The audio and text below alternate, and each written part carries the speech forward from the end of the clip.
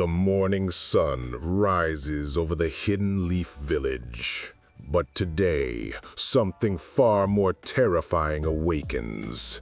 As enemies gather at the gates, expecting to face a mere child, they have no idea what true power looks like. A figure emerges from the shadows, his presence alone causing the temperature to spike dangerously. With eyes that burn like miniature stars and a smirk that promises annihilation, he raises one finger toward the sky. A miniature sun forms above it, pulsing with deadly intent. "You dare stand before me? Who decided that?" he asks with chilling pride, his voice cutting through the air like a blade. This isn't the Naruto you remember. This is something far beyond your comprehension. Deep within the land of fire, the village of Konohagakure stood as a testament to shinobi prowess and resilience. Yet even this mighty village trembled on the night the nine-tailed fox attacked. The devastation was catastrophic, and the fourth Hokage, Minato Namikaze, faced an impossible choice. With his dying breath, he sealed the nine-tailed fox into his newborn son, Naruto Uzumaki, hoping the village would see the child as a hero. But fate had different plans for young Naruto. As the seal completed, something extraordinary happened. The immense chakra of the nine tails resonated with an ancient power that had been dormant for millennia. The grace of sunshine, once wielded by the Archangel Male, and later by the human Escanor, found a new vessel in this child marked by destiny. The third Hokage, who witnessed the sealing, saw the infant's body momentarily glow with golden light. He dismissed it as an effect of the sealing jutsu, unaware that the child before him would grow to become the most powerful being the shinobi world had ever known. "He shall be known as Naruto Uzumaki," the third Hokage announced, cradling the orphaned infant, "and his existence shall be a secret to protect him." The protection was necessary, but for reasons beyond what the aged Hokage could comprehend. Unlike the previous bearers of sunshine, Naruto's unique chakra system and status as Jinchuriki created an unprecedented phenomenon. The power of sunshine did not wane with the setting sun, but remained constant, fueled by the vast chakra reserves within the boy. As Naruto grew, the village's contempt for him only fueled the pride inherent to the grace of sunshine. Where other children might have broken under the cold stares and whispered insults, Naruto developed an overwhelming sense of superiority. His body, even as a child, displayed unnatural strength and resilience. By the age of 6, Naruto stood taller than children twice his age. His physique, muscular beyond what should be possible for a child, drew fearful glances. The orphanage caretakers, already wary of housing the demon child, found themselves terrified of his golden eyes and the intense heat that seemed to emanate from his body when angered. Who decided I was to be treated this way? The young boy questioned one day, his voice carrying a weight and authority that sent shivers down the spine of his caretaker. The woman stepped back, feeling the temperature in the room rise. "I don't understand, Naruto-kun." "That title is beneath me," Naruto replied, his small frame seeming to expand as he straightened his posture. "You will address me with the respect due to one who stands above all others." From that day forward, the orphanage staff walked on eggshells around the golden-haired boy. They noticed that any attempt to discipline or restrict him resulted in a frightening display of power. Furniture would smolder under his touch, and the air around him would shimmer with heat. The third Hokage, concerned by reports of these incidents, summoned Naruto to his office. The elderly leader was taken aback by the transformation in the child he had watched over. Gone was any trace of vulnerability. In its place stood a 6-year-old with the bearing of a king. "Naruto, I've heard concerning reports about your behavior," Hiruzen began, trying to maintain his authoritative presence. "Lord Third," Naruto replied, his voice carrying a resonance unusual for a child. "These lesser beings expect me to accept their scorn? Their treatment? I stand at the pinnacle of all races. Their decision to treat me as anything less is merely their presumption." The Hokage felt a bead of sweat form on his brow, not just from the sudden rise in temperature, but from the unsettling maturity and pride in the boy's words. You're still young, Naruto. There are things about your situation you don't yet understand. Who decided that my youth dictates my understanding? Naruto interrupted, his golden eyes seeming to glow. The power within me speaks of heritage beyond your comprehension. It was then that Hiruzen realized something beyond the Nine Tails influenced this child. He dismissed Naruto, but immediately summoned his most trusted Anbu to observe the boy discreetly. The reports that followed only deepened the mystery. Naruto's physical capabilities exceeded not just children his age, but many trained shinobi. He could lift objects 10 times his weight with ease. When provoked by older children, he didn't fight so much as he dominated. A simple touch leaving his bullies with burn marks and a newfound terror of the golden-haired orphan. By his 7th birthday, Naruto had been given his own apartment, as no caretaker would house him. The Hokage provided for his basic needs, but Naruto demanded more. "These accommodations are unworthy of me," he stated during one of the Hokage's visits. "However, I shall elevate them through my mere presence." The apartment, modest by any standard, had been transformed. Naruto had somehow acquired luxurious fabrics and ornate decorations that gave his living space the appearance of a royal chamber. When questioned about their origin, Naruto merely smiled. "Those who recognized my superiority were eager to provide what I deserved." The Hokage later discovered that merchants had indeed given these items freely, claiming they felt compelled to do so when faced with the golden-eyed child's presence. As Naruto approached academy age, the 3rd Hokage faced a dilemma. Placing such an unusual child among others could prove dangerous, yet the boy needed to learn to control his abilities within the shinobi framework. "You will attend the academy," Hiruzen informed Naruto during their next meeting. "There, you will learn to harness your unique qualities for the benefit of the village." Naruto's laugh, deep and resonant, filled the Hokage's office. "I shall attend your academy, Lord Third, not because you command it, but because it amuses me to demonstrate my superiority. Those who witness my power shall understand what it means to stand in the presence of greatness." The Hokage couldn't help but feel a shiver run down his spine. This was not the legacy Minato had intended for his son, yet there was no denying the extraordinary power the boy possessed. Perhaps, he thought, the academy structure would teach Naruto humility. How wrong he would prove to be. The day Naruto Uzumaki entered the academy marked the beginning of a new era. Students and instructors alike paused as the golden-haired boy strode through the gates. At 8 years old, he already stood as tall as a teenager, his muscular physique and imperious gaze commanding immediate attention. "Is that the Nine Tails kid?" whispered one parent to another. "He's not what I expected," came the reply, edged with uncertainty. Iruka Umino, assigned as Naruto's primary instructor, approached with the professional demeanor of an experienced chunin. "Welcome to the academy, Naruto. I'll be your—" "You may call me Lord Naruto," the boy interrupted, his golden eyes fixing on Iruka. "And you need not introduce yourself. The names of those who serve as stepping stones on my path to greatness are of little consequence." A tense silence fell over the gathering. Parents pulled their children closer, and Iruka struggled to maintain his composure. "That's not how things work here," Iruka managed, his voice firm despite the unexpected heat that seemed to radiate from the boy. "At the academy, all students are equal, and respect is—" "Who decided that?" Naruto's voice, though young, carried such authority that Iruka found himself unable to finish his sentence.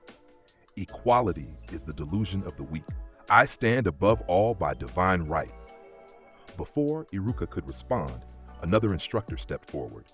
Mizuki, with a thinly veiled contempt, addressed the golden-haired child. "You'll follow the same rules as everyone else, demon brat, or you'll be expelled before you begin." The temperature around them spiked so suddenly that several nearby students gasped. Naruto's frame seemed to expand slightly, his already impressive height gaining another inch as he turned to face Mizuki. "You presume to threaten me?" Naruto's voice remained calm, yet carried to every corner of the courtyard. "Let me educate you on the natural order of things. What happened next would be recounted throughout the academy for years to come." Naruto didn't form hand signs or call out a jutsu name. He simply extended his hand, and a miniature sun, no larger than an apple, materialized above his palm. "Cruel son," he stated matter-of-factly. The tiny sun launched toward Mizuki, who instinctively raised his arms in defense. It didn't strike him directly, but hovered inches from his face, the heat intense enough to cause his skin to redden instantly and his hair to singe. "I could reduce you to ash with a thought," Naruto declared. "Remember that before you presume to stand against me." The orb dissipated, leaving Mizuki trembling and sweating profusely. The watching crowd stood in stunned silence. This was no ordinary jutsu, no hand signs, no visible chakra expenditure, and a level of control that defied explanation for an untrained child. Iruka broke the silence. "Everyone, please proceed to your assigned classrooms. Naruto, come with me to the Hokage's office." "As you wish," Naruto replied, his voice carrying an amused tone. "I shall grant the Hokage an audience." The incident should have resulted in disciplinary action. Instead, after a closed-door meeting with the Hokage, Naruto returned to the academy the following day with no apparent consequences. Rumors spread that the Hokage himself had been unable to reprimand the golden-haired boy. In the classroom, Naruto claimed the central seat without discussion, his presence alone, causing other students to give him a wide berth. As lessons began, it became apparent that academic learning held little interest for him. "Naruto," Iruka called during a lesson on chakra theory, "perhaps you'd like to demonstrate the basic hand sign sequence for a transformation jutsu?" Naruto's laugh resonated through the classroom. "Hand signs are crutches for the weak. Observe." Without moving from his seat, Naruto's form shimmered with golden light, and in an instant, a perfect replica of Iruka stood in his place. The transformation was flawless, beyond what should be possible for an academy student. "How did you?" Iruka began.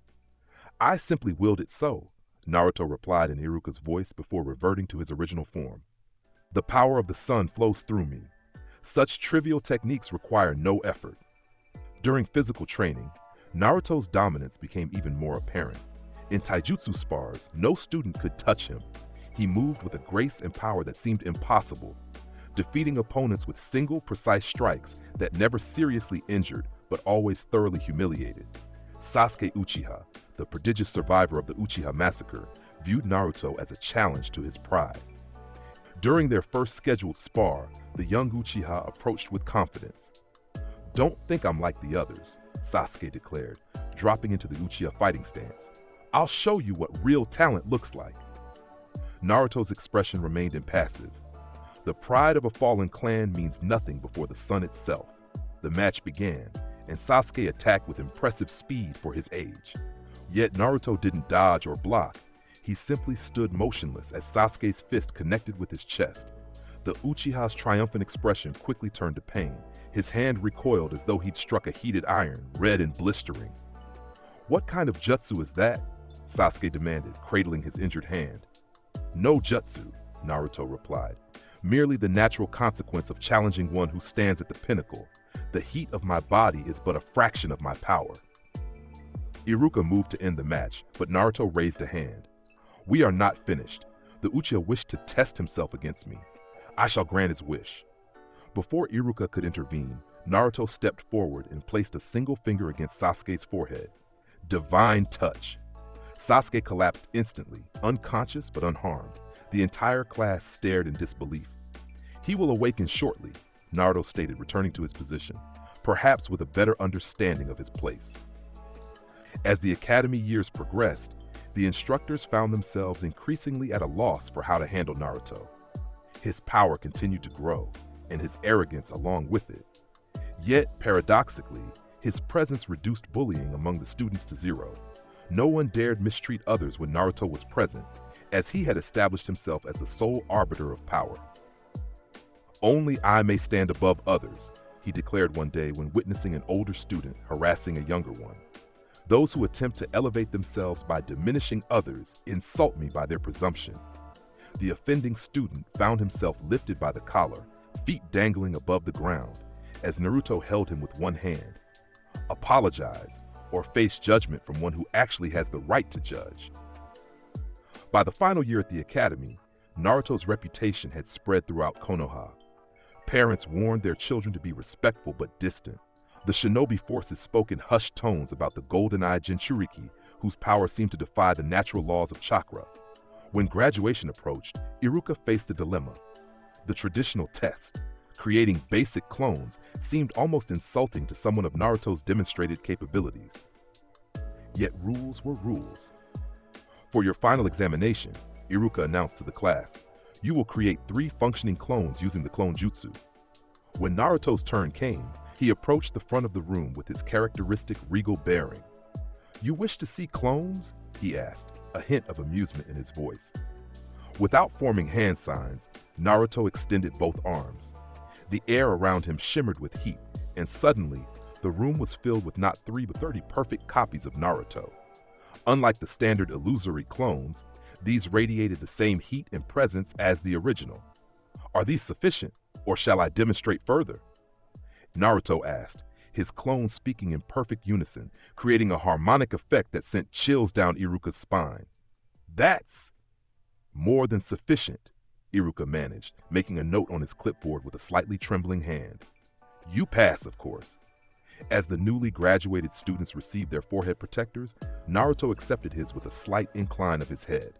He did not tie it around his forehead like the others, but instead secured it around his upper arm.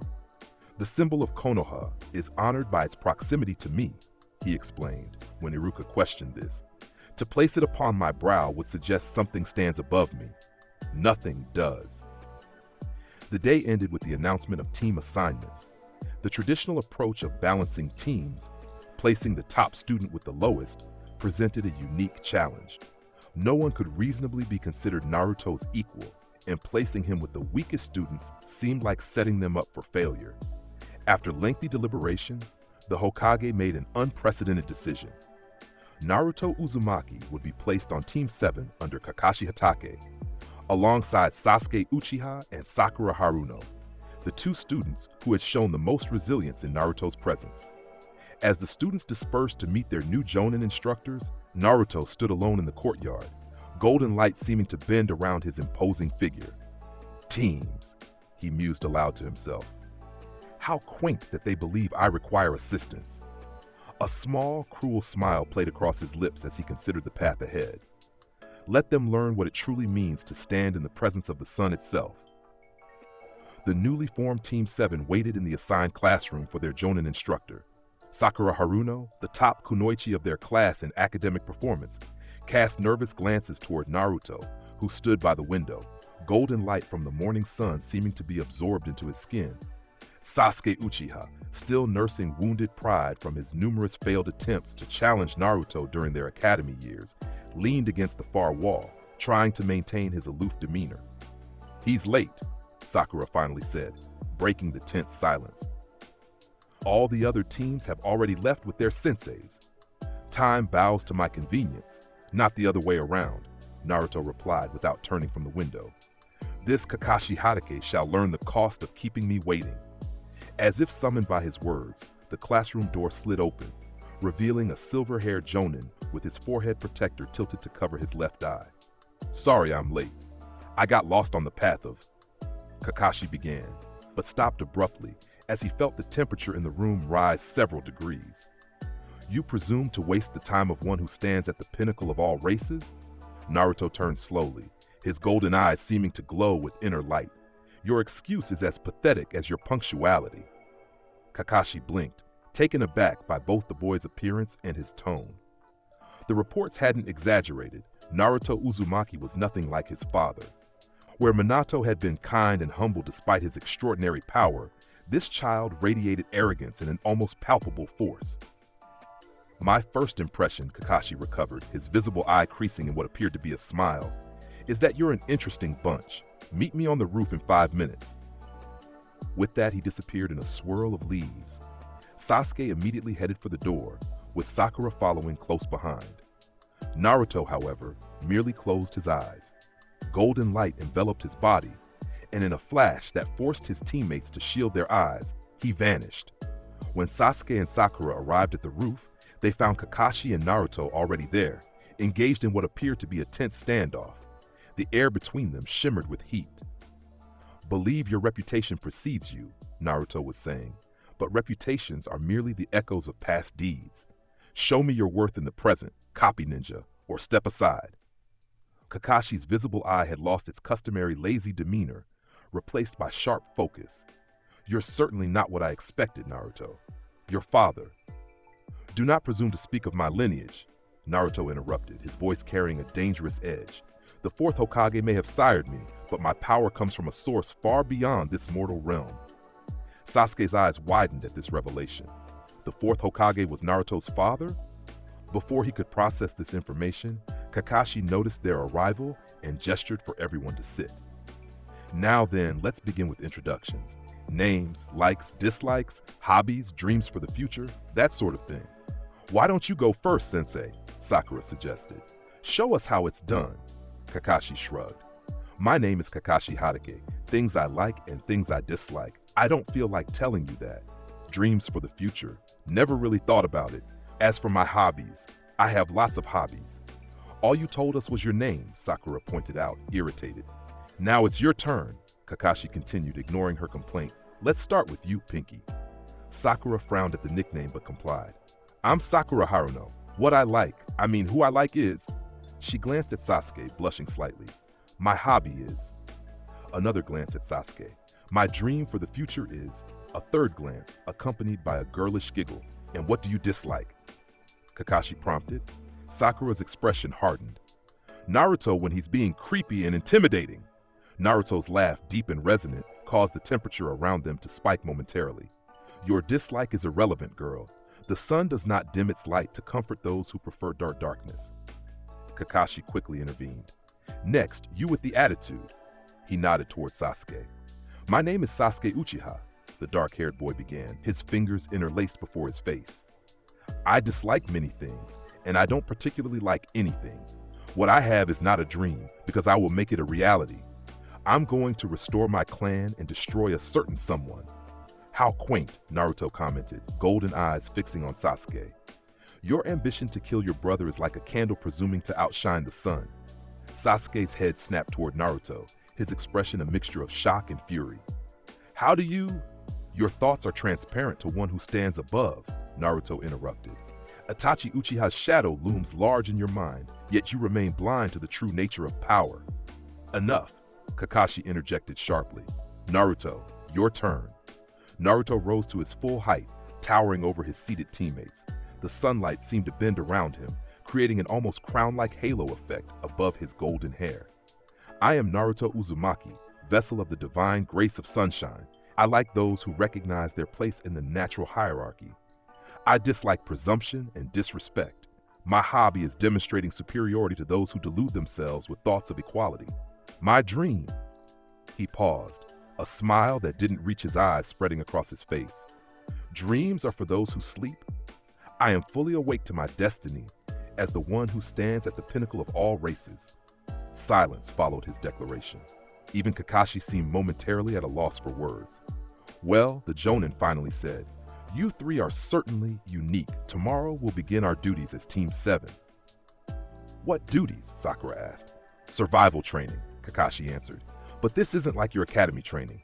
I'll be your opponent. And of the 27 graduates, only 9 will be accepted as Genin.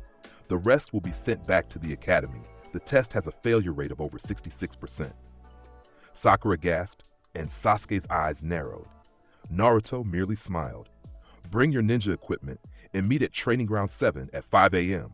Oh, and skip breakfast. You'll throw up." With that ominous warning, Kakashi disappeared in another swirl of leaves. "A test of worthiness," Naruto mused aloud. "How amusing that he believes he can judge me." The following morning, Sasuke and Sakura arrived at the training ground precisely at 5 a.m., both looking somewhat tired and hungry. Naruto, however, was already there, seated in a meditative pose with golden light pulsing around him in rhythmic waves. "You're early," Sakura commented, keeping a safe distance. "I do not sleep," Naruto replied without opening his eyes. "The sun's power courses through me even in darkness." Hours passed, and Kakashi still hadn't appeared. Sakura's stomach growled audibly, and even Sasuke looked increasingly uncomfortable. Naruto, however, showed no signs of discomfort or impatience. At around 10 a.m., Kakashi finally appeared. "Morning, everyone. Ready for your first day?" "You're late," Sakura accused. "Well, a black cat crossed my path, so I had to take the long way," Kakashi explained with an eye smile, Before Sakura could retort, Naruto rose to his feet. The air around him shimmered with heat, causing Kakashi to take an instinctive step back. "Your disrespect continues to test my patience, Hatake," Naruto stated, his voice carrying across the training ground. "Begin your test before I decide to demonstrate what true power looks like."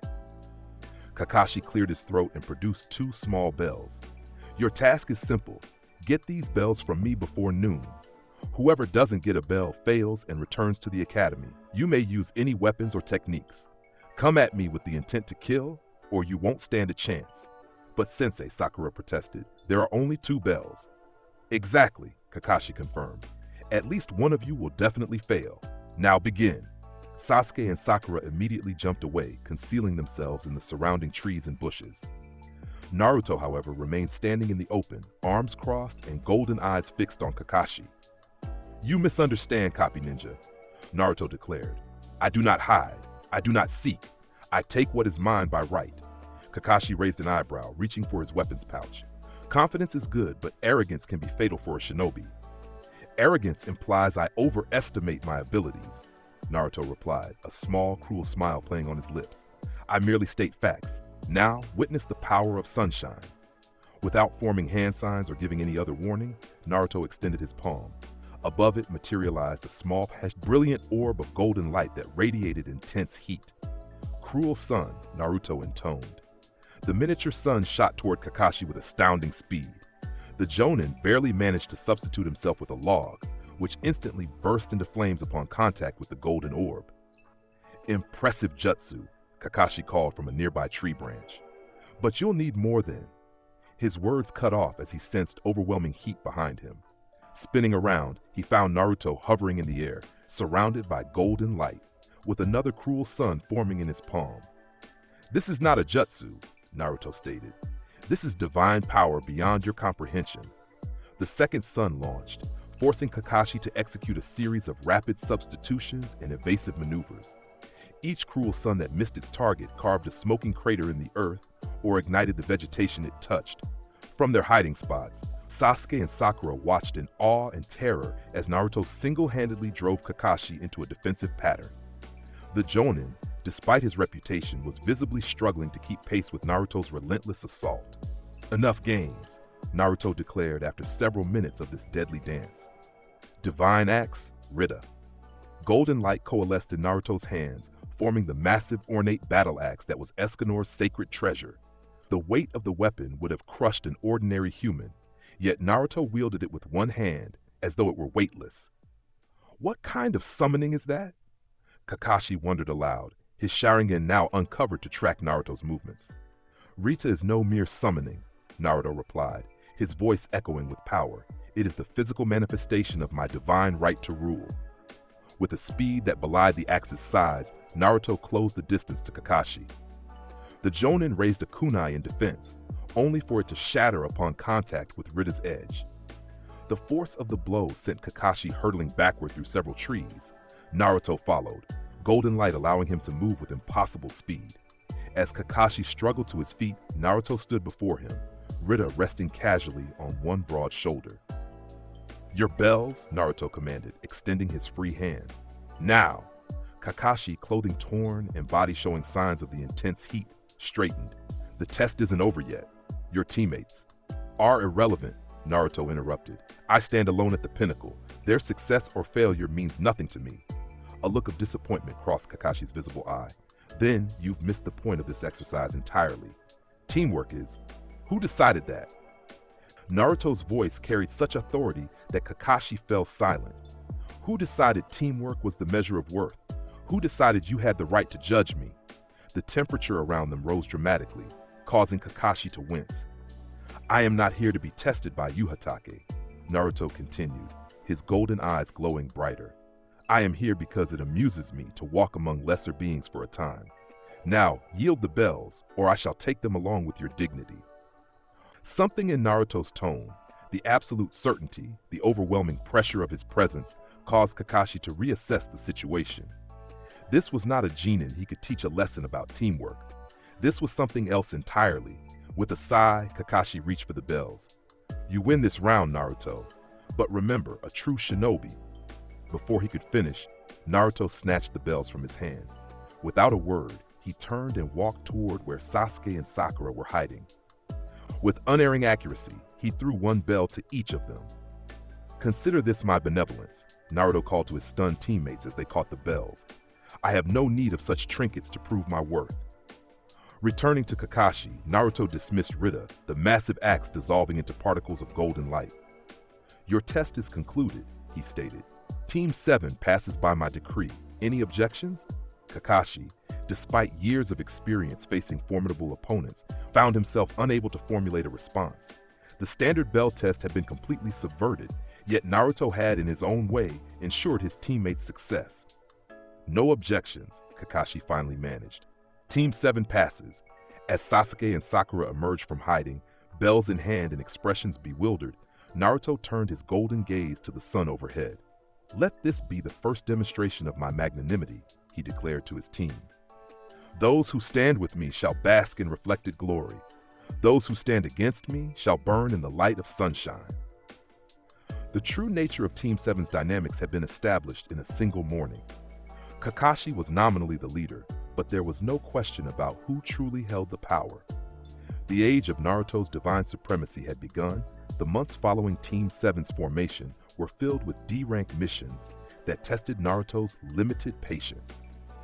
While Sasuke and Sakura performed menial tasks like catching lost pets and weeding gardens, Naruto would often simply stand aside, observing with thinly veiled contempt. "This is beneath me," he declared during their fourth mission to capture the daimyo's wife's cat, Tora. "I stand at the pinnacle of all races, yet you have me chasing domesticated animals." Kakashi, who had adapted to Naruto's proclamations with practiced nonchalance, merely shrugged. "Every shinobi starts with the basics, Naruto. Even the Hokage once." "Who decided that?" Naruto interrupted, golden eyes fixing on his sensei. "Who determined that one such as I should follow the path of ordinary shinobi?" Before Kakashi could respond, Naruto extended his hand toward a nearby bush. The temperature spiked, and a terrified Tora leaped out, fur standing on end. The cat ran straight to Sakura, practically throwing itself into her arms in its desperation to escape Naruto's presence. "Mission completed," Naruto stated. "Now find a task worthy of my attention, or I shall seek challenges elsewhere." The opportunity for a more significant mission came sooner than expected. During their mission report to the Hokage, a drunken bridge builder named Tazuna arrived, requesting an escort back to the Land of Waves. What was initially presented as a C-rank mission to protect against bandits quickly escalated when they were attacked by the Demon Brothers, missing nin from Kirigakure. As the Chunin-level ninja emerged from their hiding place to attack, Kakashi prepared to intervene. Before he could move, however, Naruto stepped forward, golden light emanating from his body. "You dare to ambush one who stands at the pinnacle?" Naruto's voice carried across the forest clearing. "Your presumption shall be your undoing." The Demon Brothers, not recognizing the danger, launched their poison chains toward Naruto. The metal links melted before they could reach him, droplets of liquefied steel sizzling as they hit the ground. "Cruel sun," Naruto intoned, almost casually. Two miniature suns formed above his palms, each no larger than an apple, but radiating intense heat. With a flick of his wrists, Naruto sent them hurtling toward the attacking ninja. The Demon Brothers attempted to dodge, but the golden orbs tracked their movements with unnatural precision. When they struck, there were no screams, only a bright flash and the acrid smell of charred flesh. Where two Chunin-level missing nin had stood moments before, only smoking outlines remained on the scorched earth. Tazuna, witnessing this display, dropped his sake bottle in shock. What the hell kind of genin is that kid?" "I am no mere genin," Naruto replied, turning his golden gaze to the bridge builder. "Now, old man, explain why Chunin-level missing nin would target a simple bridge builder.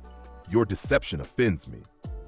Faced with Naruto's overwhelming presence, Tazuna quickly confessed the truth about Gado's stranglehold on the Land of Waves and the importance of completing the bridge. He explained his inability to afford higher-ranked mission protection and begged for their continued assistance. "A tyrant who preys on the weak," Naruto mused, a cruel smile playing on his lips. "How amusing. I shall demonstrate to this Gado what true dominance looks like." Kakashi, recognizing the shift in mission parameters, addressed his team. This is now potentially a B rank or higher mission. We should return to the village and request proper. Who decided that? Naruto interrupted. We continue to the land of waves. This Gato presumes to rule through fear and manipulation. I shall teach him the difference between a tyrant and a true sovereign. Despite Kakashi's concerns, the mission proceeded.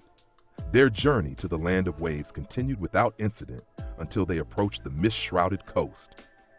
As they traveled by boat, the bridge builder's assistant explained in hushed tones the impact of Gato's control over the island nation. The people are starving, he whispered. Anyone who opposes Gato disappears. The bridge is our only hope. Hope is for the weak, Naruto replied, his voice carrying across the water despite the boatman's pleas for silence. I bring not hope, but judgment. Shortly after reaching the mainland, a thick mist began to roll in, accompanied by a heavy sense of killing intent. Kakashi immediately recognized the danger. Get down! He shouted as a massive sword whirled through the air where their heads had been moments before. The blade embedded itself in a tree, and a figure appeared standing on its handle, a tall, muscular man with bandages covering the lower half of his face. Zabuza Momochi, demon of the hidden mist, Kakashi identified, pulling up his headband to reveal his Sharingan. Kakashi of the Sharingan, Zabuza acknowledged. Hand over the old man, and I might let you live. Before Kakashi could respond, the temperature in the clearing rose dramatically. Mist began to evaporate around Naruto as golden light pulsed from his body. You call yourself a demon? Naruto's laugh echoed through the clearing, deep and resonant. How quaint. Allow me to show you what true power looks like. Zabuza's eyes narrowed at the golden-haired genin. The brat's got spirit. I'll kill him first as a courtesy to you, Kakashi. With blinding speed, Zabuza formed hand signs. Water style, water dragon jutsu. A massive dragon of water rose from the nearby lake, rushing toward Team 7. Kakashi moved to counter with his own jutsu, but Naruto stepped forward, extending one hand. Divine Ray, he intoned. A beam of concentrated golden light shot from Naruto's palm, striking the water dragon head-on. Steam exploded outward as the water instantly vaporized, creating a cloud that temporarily obscured the battlefield. When the steam cleared, Naruto stood unchanged, not a drop of water having touched him. Zabuza, visible through the dissipating mist, showed the first signs of uncertainty. What kind of jutsu was that? The missing nin demanded. This is no jutsu, Naruto replied, golden eyes fixed on Zabuza. This is the power of one who stands at the pinnacle of all races. Now, demon of the hidden mist, let me show you what a true demon looks like. The air around Naruto shimmered as his body began to transform. His already impressive musculature expanded, veins bulging beneath his skin as he grew several inches taller. His genin uniform strained against his broadening shoulders and chest. Divine Axe, Rita, Naruto called, golden light coalescing in his hands to form the massive battle axe. Zabuza's eyes widened at the sight of the enormous weapon. Interesting toy you have there, kid, but his words cut off as Naruto vanished from sight, moving with speed that belied his increased mass. Zabuza barely managed to pull his sword free from the tree in time to block Rita's downward arc. The clash of weapons created a shockwave that flattened nearby vegetation and sent ripples across the surface of the lake. Impossible, Zabuza grunted, his arms trembling from the effort of holding back Naruto's strike. No genin could possess this kind of strength. I told you, Naruto replied, his voice deeper and more resonant in his transformed state. I am no mere genin. With a twist of his wrists, Naruto sent Zabuza's sword flying. Before the missing nin could recover, Naruto delivered a kick to his midsection that launched him through several trees before he crashed into a boulder, which cracked under the impact. Kakashi, Sasuke, and Sakura watched in stunned silence as Naruto approached the fallen swordsman, Rita resting casually on one massive shoulder. Is this the extent of a so-called demon's power? Naruto questioned, looking down at Zabuza's struggling form. Pathetic. As Naruto raised Rita for a finishing blow, Senbon needles suddenly pierced Zabuza's neck. A masked figure appeared beside the fallen ninja. Thank you for your assistance, the masked hunter nin said, bowing slightly. I've been tracking Zabuza for weeks. Now I can finally complete my mission. Naruto's golden eyes narrowed. You presume to steal my prey? The hunter nin hesitated, sensing the danger emanating from the golden-haired giant before them. "This is my duty as a hunter nin of Kirigakure." "Who decided that?" Naruto interrupted, the temperature around them spiking again. "Your duty means nothing to me. Step aside." Kakashi quickly intervened. "Naruto, hunter nin are tasked with disposing of rogue shinobi from their villages. It's standard protocol." For a tense moment, it seemed Naruto might attack the hunter nin regardless. Then, with a dismissive gesture, he lowered Rita. "Take him then," Naruto conceded. "His weakness bores me. When he recovers, tell him that true demons await his return." The hunter nin's momentary stillness betrayed their surprise at Naruto's insight, but they quickly gathered Zabuza's body and disappeared in a swirl of mist. "How did you know Zabuza was still alive?" Kakashi asked as they continued toward Tazuna's house. "Death has a particular scent," Naruto replied cryptically. "That man still reeked of life." Over the next week, while Kakashi recovered from chakra exhaustion and trained Sasuke and Sakura, Naruto spent most of his time away from the group. Tazuna's family reported seeing him standing atop the unfinished bridge, golden light surrounding him as he faced the rising sun each morning. On the seventh day, as Team 7 accompanied Tazuna to the bridge, they found the workers unconscious or dead, and a thick mist rolling in. Zabuza had returned, accompanied by the masked ninja now revealed as his accomplice, Haku. "Back for more punishment?" Naruto called out, his body already beginning its transformation as golden light pulsed around him. "Things will be different this time, brat," Zabuza replied, though there was a hint of uncertainty in his voice. "Haku, take care of the Uchiha and the girl. The golden one is mine." What followed was less a battle and more a demonstration of overwhelming force. While Sasuke found himself trapped in Haku's crystal ice mirrors, fighting for his life, Naruto faced Zabuza with the casual confidence of a lion confronting a jackal. Divine Axe, Rita. Naruto summoned his weapon once more, the golden axe materializing in his hands. Zabuza, having witnessed Rita's power firsthand, maintained his distance, using the mist to conceal his position as he launched attacks from multiple angles. Each strike, however, met only empty air or the devastating counter of Naruto's axe. "Your mist cannot hide you from the sun," Naruto declared, golden eyes scanning the surroundings. Cruel sun. A miniature sun formed above Naruto's free hand, its light and heat penetrating the mist. With a gesture, Naruto sent it high above the battlefield, where it expanded to the size of a house, radiating enough heat to instantly evaporate Zabuza's mist technique. Exposed and vulnerable, Zabuza found himself facing the full might of Naruto's power. Each clash of weapons sent tremors through the bridge structure. Each near miss from Rita left gouges in the concrete deep enough to expose the reinforcing steel beneath. Meanwhile, within Haku's ice mirrors, Sasuke had awakened his Sharingan, but was still outmatched by the ice user's speed. As Senbon needles pierced his body from multiple angles, Sasuke collapsed, appearing dead. Sakura's scream drew Naruto's attention momentarily.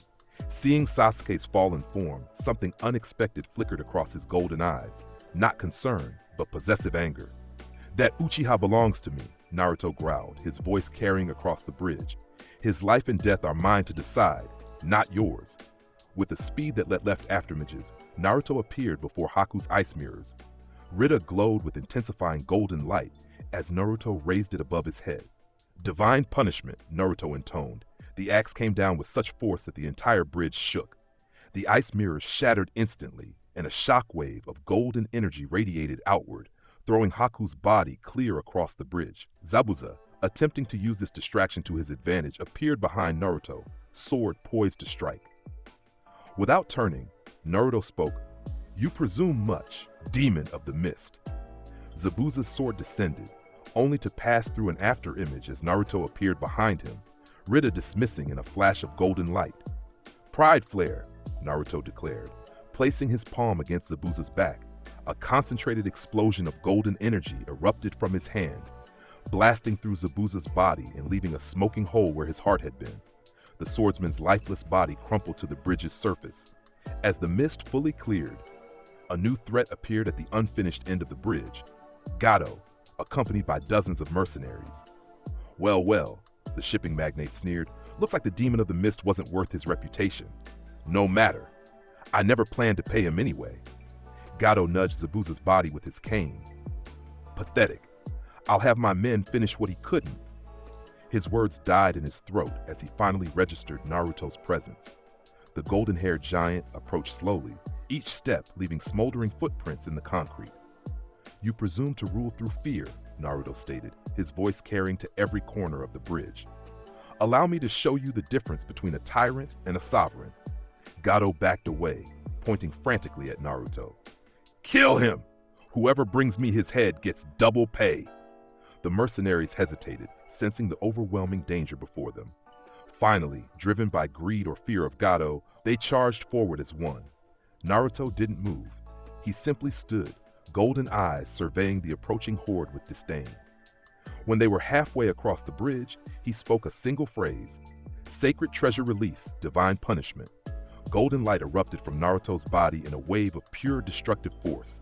The mercenaries didn't even have time to scream as the energy washed over them, reducing flesh to ash and metal to slag. When the light faded, nothing remained between Naruto and Gato but scorched concrete. Gato fell to his knees, trembling uncontrollably. Please, I have money, power, anything you want. I already possess everything worth having, Naruto interrupted, towering over the cowering businessman. You, however, have nothing I desire. With casual indifference, Naruto placed a single finger against Gato's forehead. Cruel sun, miniature. A tiny sun, no larger than a marble, formed at the point of contact. Gato had just enough time to register the searing pain before the concentrated heat burned through his skull, leaving a cauterized hole as his body collapsed. The battle for the Land of Waves ended as it began, with an overwhelming display of Naruto's power. In the days that followed, as the bridge was completed and Team 7 prepared to return to Konoha, the grateful citizens suggested naming the structure the Great Naruto Bridge. A fitting tribute, Naruto acknowledged when Tazuna proposed the name. Let it stand as a monument to true power, not the false authority of tyrants like Gato, but the divine right of one who stands at the pinnacle of all races. Upon their return to Konoha, Kakashi's mission report caused a stir among the village leadership. The described levels of power were unprecedented for a genin, and the casual way in which Naruto had dispatched A-rank missing nin raised both hope and concern. It was perhaps for this reason that, despite the unusual circumstances, the Hokage announced Konoha's participation in the upcoming Chunin exams. If Naruto Uzumaki's power was as great as reported, it would serve the village well to have it officially recognized, and perhaps better understood. As Team 7 received their Chunin exam nominations, Naruto's golden eyes gleamed with anticipation. A tournament to determine worthiness, he mused aloud. How amusing that they believe any could stand as my equal. The stage was set for Naruto's most public demonstration yet of what it truly meant to bear the grace of sunshine. The Chunin exams began with a written test designed to evaluate information gathering skills. As Ibiki Morino explained the rules, emphasizing the consequences of cheating, Naruto sat with arms crossed, golden eyes fixed on the proctor with barely contained disdain. Begin, Ibiki announced, and the rustling of papers filled the room. Naruto glanced at his test sheet once, then set his pencil down and leaned back, a small smile playing on his lips.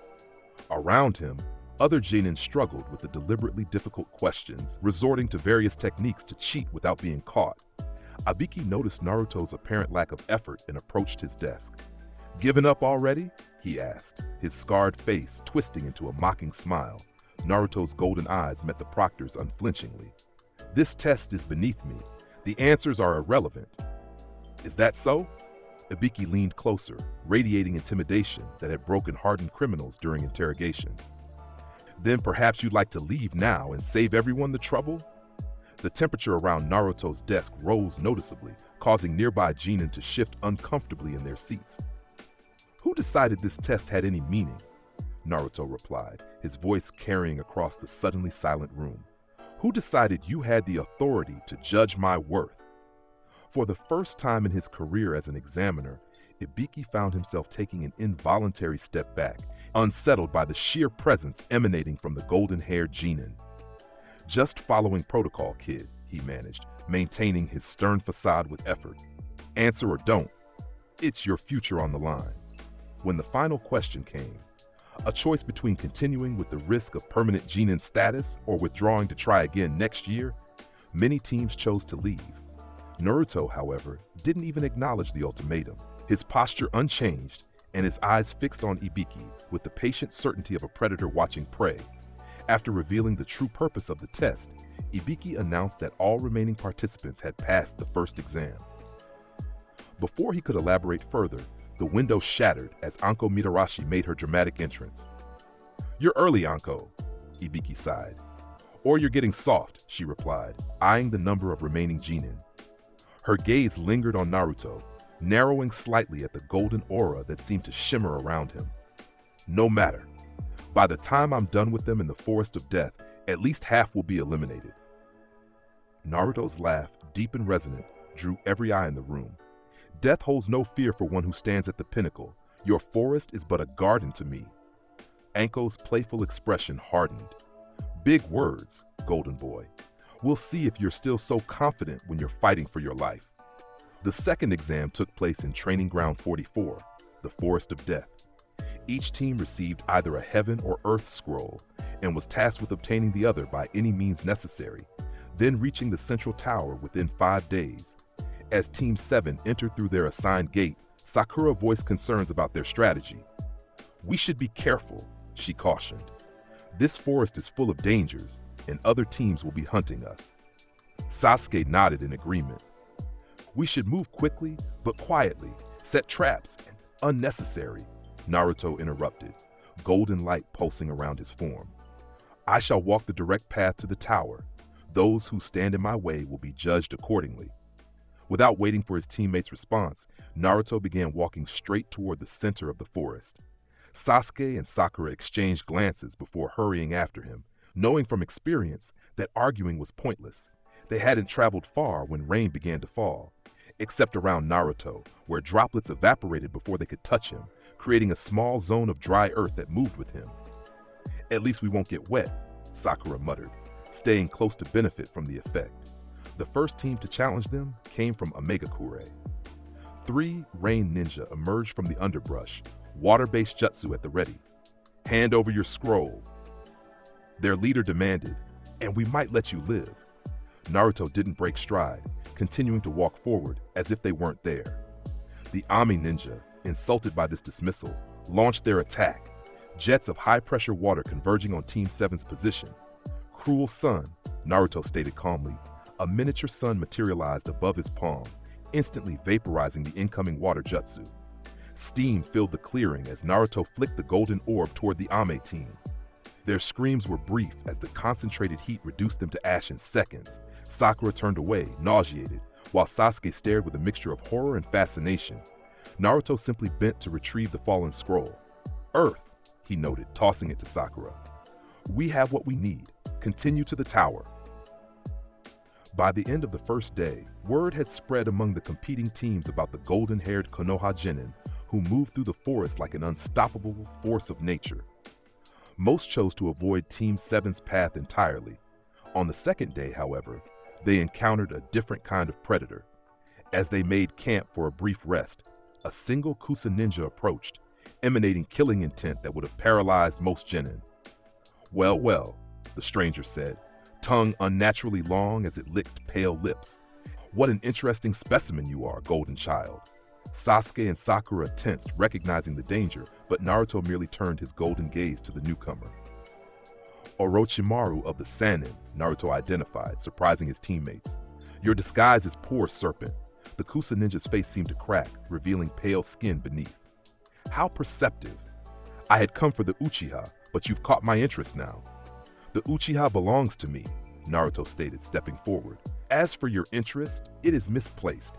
You stand before one who exists at the pinnacle of all races." Orochimaru laughed, the sound devoid of humor. "Such arrogance. Let's test that claim, shall we?" The battle that ensued defied conventional understanding of Genin capabilities. Orochimaru, one of the legendary Sannin, unleashed techniques that would have instantly killed most Jonin. Massive snakes, poisonous mists, and earth-shattering jutsu transformed the forest battlefield. Yet Naruto met each attack with calm certainty, his body transforming as golden light intensified around him. Muscles expanded, his height increased, and his voice deepened as he channeled more of Sunshine's power. Divine Axe, Rita. Naruto called forth his sacred treasure, the massive golden axe materializing in his hands. Orochimaru's eyes widened with genuine surprise and interest. What a fascinating weapon. Not a summoning, not a chakra construct. What are you, boy? I am the one who stands at the pinnacle, Naruto replied, swinging Rita with such force that the air itself seemed to part before the blade. Orochimaru barely avoided the strike, which cleaved through multiple ancient trees before dissipating its energy. The Sanin's expression shifted from amusement to calculation. The Nine Tails' power, perhaps? No, this is something else entirely, Orochimaru mused aloud, hands forming seals with blinding speed. Five-pronged seal. The Sanin's elongated neck shot forward, fingers aiming for Naruto's stomach where the Nine-Tailed seal would be located. Before he could connect, however, the temperature around Naruto spiked so dramatically that Orochimaru's extended form began to smoke. You presume to seal that which cannot be contained, Naruto stated, golden eyes narrowing. Pride flare. An explosion of golden energy erupted from Naruto's body, catching Orochimaru mid-attack. The Sanin's extended neck and torso took the brunt of the blast, flesh charring and peeling away to reveal the true white snake beneath. Hissing in pain and rage, Orochimaru retracted to a safer distance, his borrowed face half melted to reveal his true features. Fascinating, he repeated, despite his obvious injuries. I'll need to reconsider my approach with you, Sunshine Child. Perhaps next time. There will be no next time for you, Serpent, Naruto interrupted, raising Rita above his head. Golden light concentrated around the axe's blade, growing in intensity until it was painful to look at directly. Divine punishment. The axe descended, releasing a wave of concentrated solar energy that carved a path of destruction through the forest of death. Trees, earth, and wildlife were reduced to ash in an instant as the golden beam extended for nearly a mile. When the light faded, a smoldering trench remained where Orochimaru had stood. Of the Sanin himself, there was no sign save a single scale, blackened at the edges, that fell slowly to the scorched earth. He escaped, Naruto noted, dismissing Rita. Cunning for a serpent. Sasuke and Sakura stood frozen, struggling to process what they had witnessed. Their teammate had just driven off Orochimaru, a Sanin, an S-rank missing nin, with such overwhelming force that the legendary ninja had chosen to flee rather than continue fighting. What are you? Sasuke finally managed, Sharingan active as he stared at Naruto, Naruto's golden eyes fixed on the Uchiha. I have told you before, I am the one who stands at the pinnacle of all races, the vessel of sunshine, the arbiter of pride. This form you see is merely the physical manifestation of divine right. Without further explanation, Naruto turned and continued toward the tower. His teammates followed in stunned silence, the weight of what they had witnessed settling heavily upon them. Team 7 reached the central tower by the end of the second day, breaking all previous records for the second exam. When they opened their scrolls, the summoned Chunin could barely contain his shock at their early arrival in pristine condition. How did you? He began. The forest presented no challenge worthy of mention, Naruto interrupted, already walking past the stunned examiner toward the tower's interior. With several days remaining before the exam's conclusion, Team 7 rested within the tower. Other teams arrived gradually, many bearing wounds and showing signs of extreme exhaustion.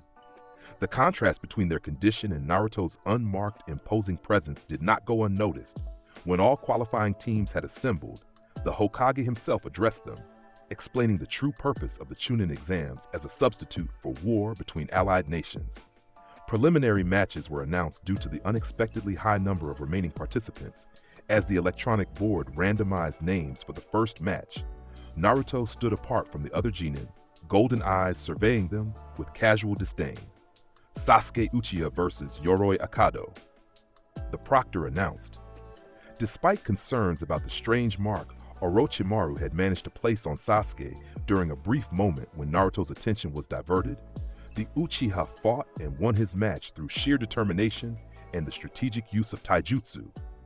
Matches continued, with Genin from various villages displaying impressive techniques and strategies.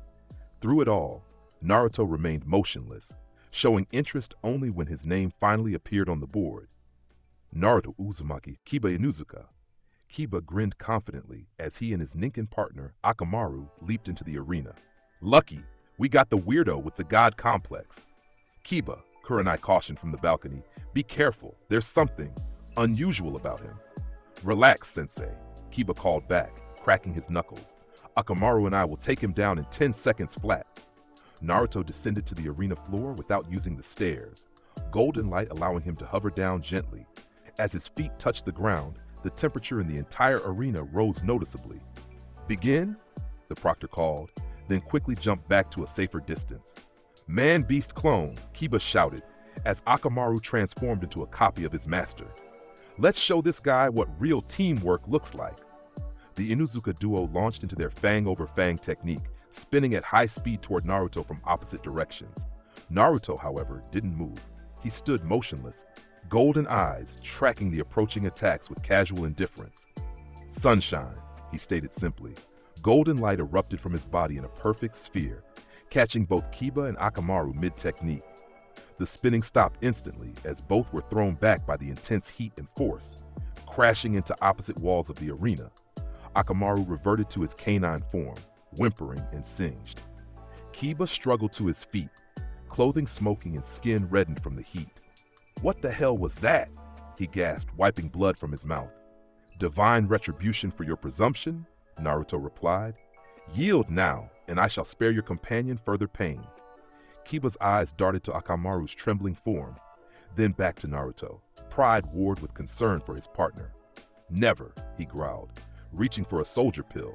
We're just getting started. Before he could consume the pill, Naruto appeared before him with impossible speed, one hand closing around Kiba's wrist. Then let me end it for you, Naruto stated, his voice carrying clearly to every corner of the arena. Pride flare, minimum. A controlled explosion of golden energy erupted from Naruto's hand, just enough to render Kiba unconscious without causing permanent damage. The Inuzuka collapsed, the soldier pill rolling from his limp fingers. The match is over, Naruto declared, turning away before the proctor could even announce his victory. As medics rushed to attend to Kiba and Akamaru, murmurs spread among the spectators.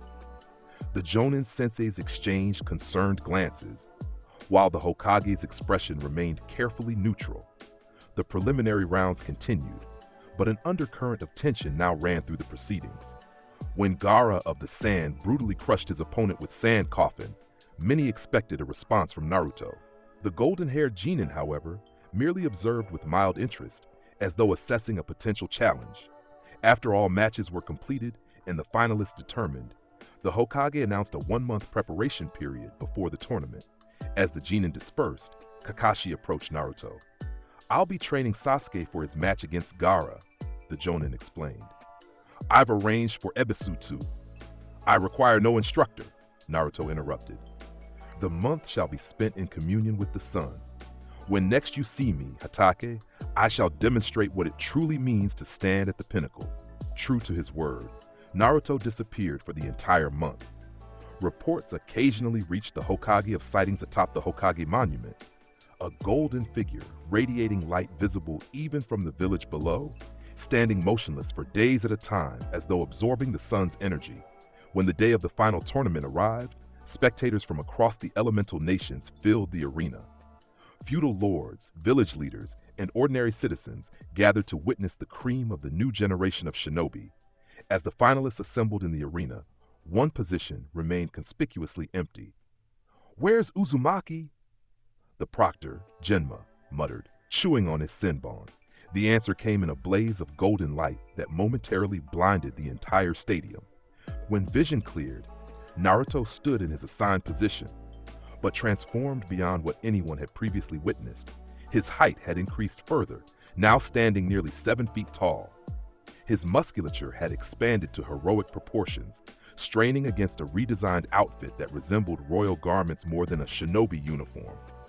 A sleeveless black top revealed arms corded with muscle, while a golden sash bearing an unfamiliar sun symbol wrapped around his waist. Most striking, however, was the golden mustache that now adorned his upper lip, giving him the appearance of a man in his prime rather than a genin. Forgive my timing. Naruto's voice, deeper and more resonant than ever, carried effortlessly across the stadium. It is approaching noon, and I wish to present myself at my most magnanimous. Murmurs swept through the crowd, questions about this transformation rippling from spectator to spectator. In the Kage box, the third Hokage leaned forward, eyes narrowed in concentration. "Is that truly the Uzumaki boy?" the Kazekage questioned, his voice carefully neutral. "He seems changed." "Naruto has always been full of surprises," Hiruzen replied diplomatically, while internally questioning what had occurred during the month-long absence. The first match pitted Naruto against Neji Hyuga, the prodigy of his clan and the previous year's top rookie. "Fate has determined the outcome of this match before it begins," Neji stated as they faced each other. "You stand within the field of my divination. Your defeat is inevitable." Naruto's laugh echoed throughout the arena, golden light pulsing around him in waves that matched his amusement. "Who decided that?" he questioned, golden eyes fixed on the Hyuga. "Who granted fate authority over one who stands at the pinnacle?" Without waiting for a response, Naruto extended one hand, palm upward. "Cruel sun." A miniature sun formed above his palm, its brilliance causing many in the audience to shield their eyes. With a casual flick of his wrist, Naruto sent it hovering to the center of the arena, where it expanded to the size of a beach ball, radiating intense heat. "Your eyes may see the chakra network, Hyuga," Naruto stated, "but can they withstand the light of the sun itself?" Neji activated his Byakugan, veins bulging around his eyes as he prepared to defend. What he saw, however, caused him to falter. Instead of the normal chakra pathways he expected, Naruto's body blazed with golden energy that flowed not through Tenketsu points, but seemed to emanate from his very being. "What are you?" Neji demanded, dropping into the gentle fist stance despite his confusion. "I have answered this question too many times," Naruto replied with a sigh. "Let my actions speak instead." With speed that left after images, Naruto appeared before Neji. The Hyuga, to his credit, reacted instantly, striking with the precision his clan was famous for. 8 trigrams, 64 palms, Neji called out, hands moving in a blur as he targeted Naruto's Tenketsu points. Each strike landed with perfect accuracy and had absolutely no effect. Naruto stood motionless, allowing the full sequence to complete without so much as flinching. "Is that all?" Naruto questioned when Neji finished, breathing heavily from the exertion. "Your gentle fist is indeed gentle. Allow me to show you true strength." Before Neji could retreat, Naruto placed a single finger against the Hyuga's forehead, directly on the branch house seal. "Divine touch," Naruto intoned. Golden light briefly illuminated the caged bird seal, causing Neji to gasp, not in pain, but in shock as the seal visibly reconfigured, its structure altering under the influence of Sunshine's power. "I have not removed your cage," Naruto informed him as Neji staggered backward, hands flying to his forehead. "I have merely shown that even such bindings are meaningless before true power. Your fate is yours to determine, once you acknowledge that all stand beneath the sun." With that, Naruto turned his back on the stunned Hyuga. "Proctor, this match is over. He cannot continue." Indeed, Neji had fallen to his knees, overwhelmed by the implications of what had just occurred. The seal that had defined his existence, that had represented his inescapable fate, had been altered by a mere touch. "Winner, Naruto Uzumaki," Genma announced, still trying to process what he had witnessed. In the stands, the Hyuga clan members sat in shocked silence. Hiyashi Hyuga, the clan head, had activated his own Byakugan to confirm what seemed impossible. The branch seal on Neji's forehead had indeed been transformed, its purpose fundamentally altered while remaining intact. "That is no ordinary genin," he murmured to himself. "That is no ordinary power." The tournament continued, with Sasuke arriving just in time for his match against Gaara. The Uchiha displayed impressive growth, his speed and technique clearly influenced by Kakashi's training. Yet even as he drove Gaara to the edge, forcing the Sand Ninja to encase himself in a protective sphere, attention repeatedly turned to Naruto, standing impassively in the competitor's box, as feathers began to fall across the stadium, the sign of a wide-area genjutsu. Naruto's golden eyes narrowed. The invasion had begun. "So the serpent returns," he mused, golden light intensifying around him as he dispelled the genjutsu with his mere presence. "And brings the desert with him. How amusing." Above in the Kage box, the Kazekage had revealed himself as Orochimaru, taking the third Hokage hostage within a barrier jutsu. Throughout the village, Sand and Sound Ninja emerged from hiding, launching coordinated attacks against Konoha's defenders in the arena. Gaara was escorted away by his siblings as the invasion commenced in earnest. Sasuke, driven by determination to complete his match, pursued them beyond the village walls. Naruto, however, turned his attention to the massive three-headed snake summons that had broken through the village wall. Citizens fled in terror as the enormous reptiles crushed buildings and shinobi alike. Divine Axe, Naruto called forth his sacred treasure, the massive golden axe materializing in his hands. With a single leap, powered by Sunshine's energy, Naruto crossed the distance to the nearest snake summons. Landing atop its central head, he addressed it directly. "You slither at the command of a false master," Naruto declared, golden eyes boring into the massive reptiles. "Return to your realm or face judgment from one who stands at the pinnacle." The snake, sensing the overwhelming power before it, attempted to shake Naruto off. In response, Naruto raised Rita high above his head, golden light concentrating around the blade. "Divine punishment," he intoned. The axe descended, cleaving through the snake's head and continuing through its entire body. The summons didn't even have time to disperse naturally. Its form simply disintegrated under the overwhelming force, reduced to particles of light that scattered on the wind. The remaining two snake summons turned toward this new threat, jaws unhinging as they struck simultaneously from opposite directions. Naruto merely raised one hand, Rita dismissed for the moment. "Cruel sun, maximum!" A miniature sun formed above his palm, rapidly expanding until it dwarfed even the massive snakes. The heat it radiated was so intense that water vapor in the air ignited, creating a halo of flame around the golden orb. With a gesture that seemed almost casual, Naruto sent the enormous sun crashing into the two snake summons. Their forms evaporated instantly, the concentrated solar energy so overwhelming that they had no chance to return to their summoning realm. They were simply erased from existence.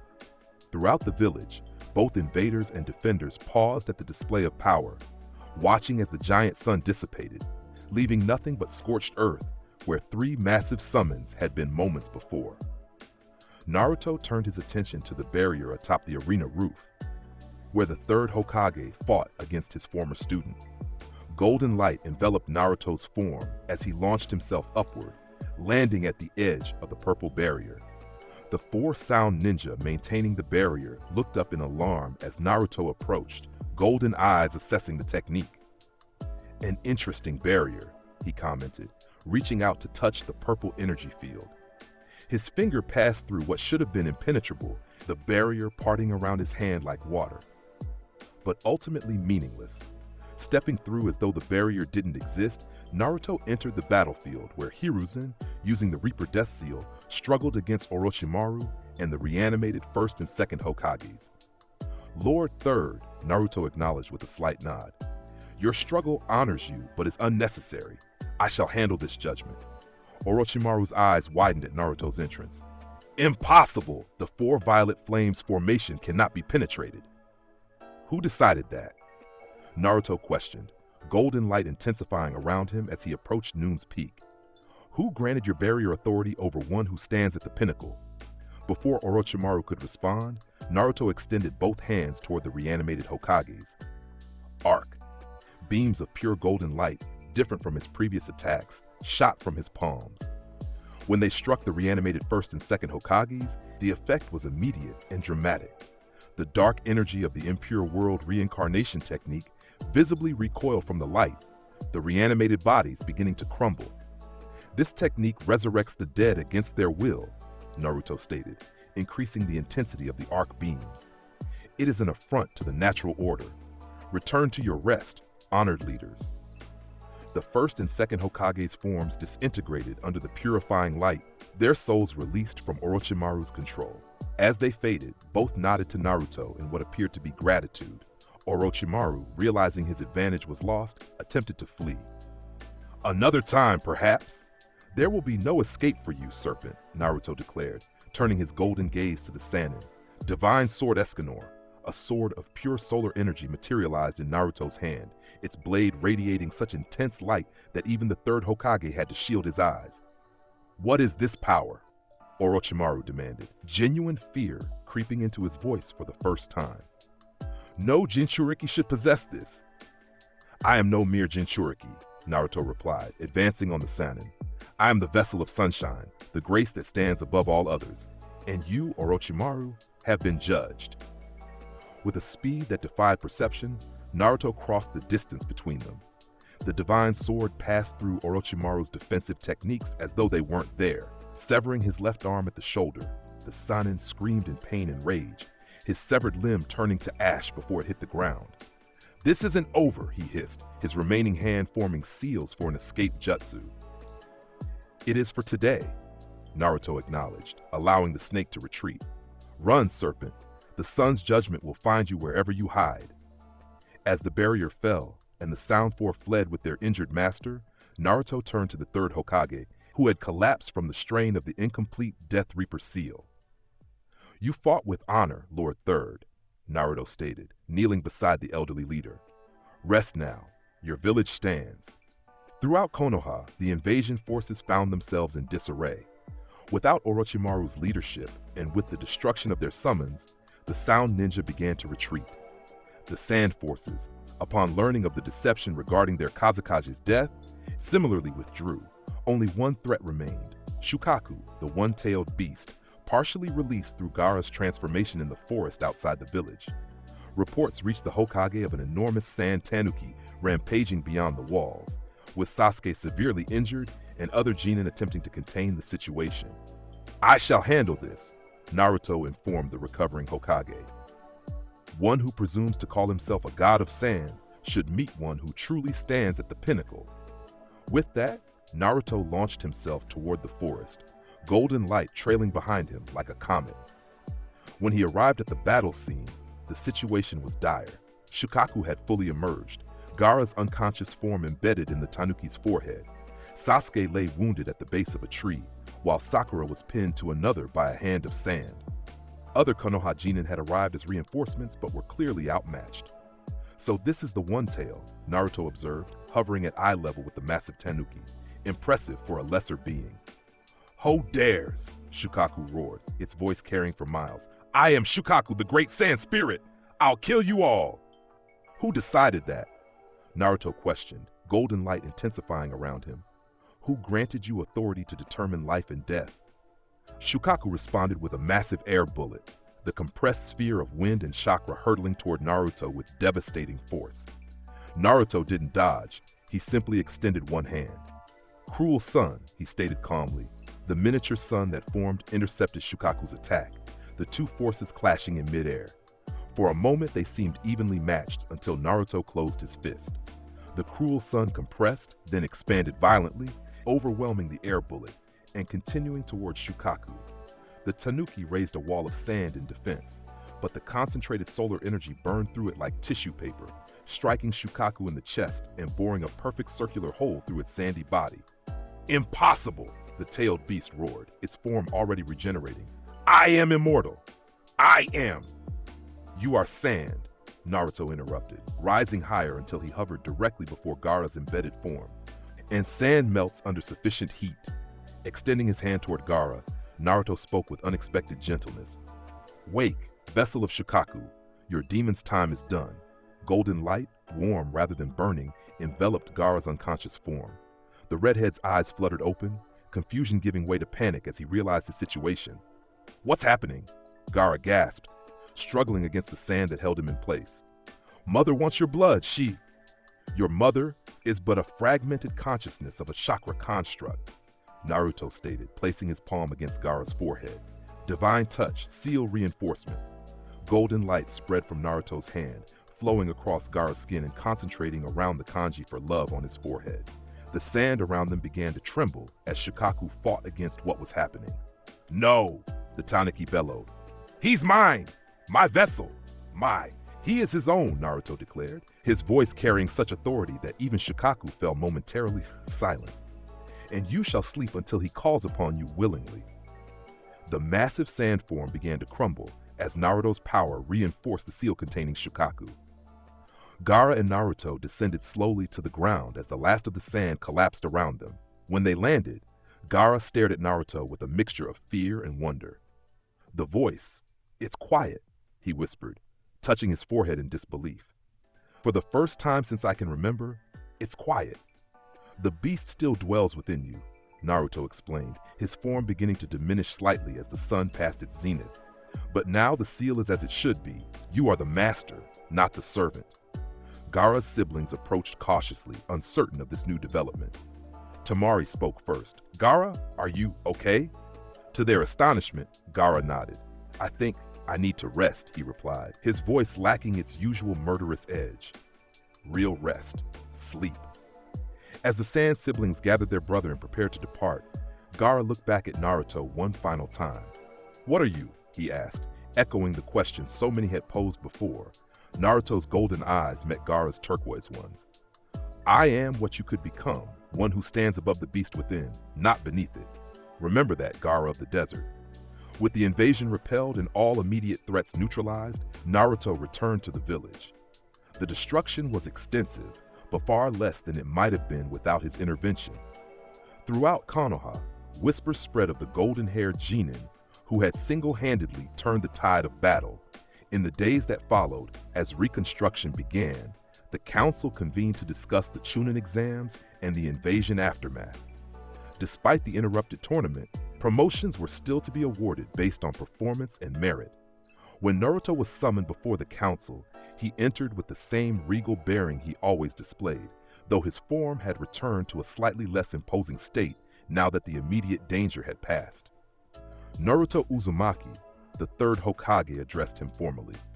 "Your actions during the invasion were unprecedented. You displayed power and judgment far beyond your years or rank." Naruto inclined his head slightly, golden eyes sweeping across the assembled council members. "I merely fulfilled my role as one who stands at the pinnacle," he replied. "The invasion was an insult to be answered, nothing more." Danzo Shimura, bandaged and stern, leaned forward. "This power you possess, this sunshine as you call it, where does it come from?" "It is not the Nine-Tailed chakra." "You are correct, Elder," Naruto acknowledged. "The Nine-Tailed slumbers within me, separate from my grace. Sunshine is a power that predates the Sage of Six Paths himself, a divine gift granted to those deemed worthy to bear it." Murmurs spread among the council at this claim.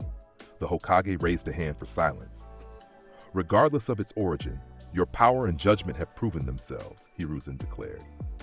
"It is the unanimous decision of this council that you be promoted not to Chunin, but directly to Special Jonin, effective immediately." A ripple of surprise passed through the room.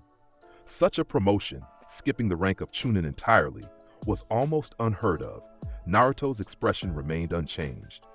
"I accept this acknowledgement of my position," he stated. "Though ranks among mortals hold little meaning to one who stands at the pinnacle, I shall bear this title with appropriate dignity." As the meeting concluded and Naruto departed, the third Hokage remained seated, a thoughtful expression on his aged face. "What are you thinking, Hiruzen?" Koharu asked, noting his expression. "I'm thinking," the professor replied slowly, "that we have witnessed the emergence of a power that may surpass all previous generations. The question is no longer whether Naruto Uzumaki will become a legend, but what kind of legend he will be." Outside, Naruto stood atop the Hokage monument, golden eyes gazing across the village as reconstruction efforts continued below. The sun was setting, painting the sky in hues of orange and gold, yet the power within him remained steady, unyielding. The invasion was but the first test, he mused aloud to himself. Greater challenges await: the Akatsuki, the serpent's ambitions, the masked Uchiha who released the Nine-Tails. A small, cruel smile played across his lips as golden light pulsed around his form. Let them come. All shall learn what it truly means to stand against the sun itself. The aftermath of the invasion brought significant changes to Konoha. With the third Hokage's retirement, hastened by his injuries from the battle with Orochimaru, the village required a new leader. Jiraiya of the Sannin was dispatched to locate his former teammate, Tsunade, and convince her to return and assume the mantle of fifth Hokage. "I'm taking Naruto with me," Jiraiya informed the council, to their visible surprise.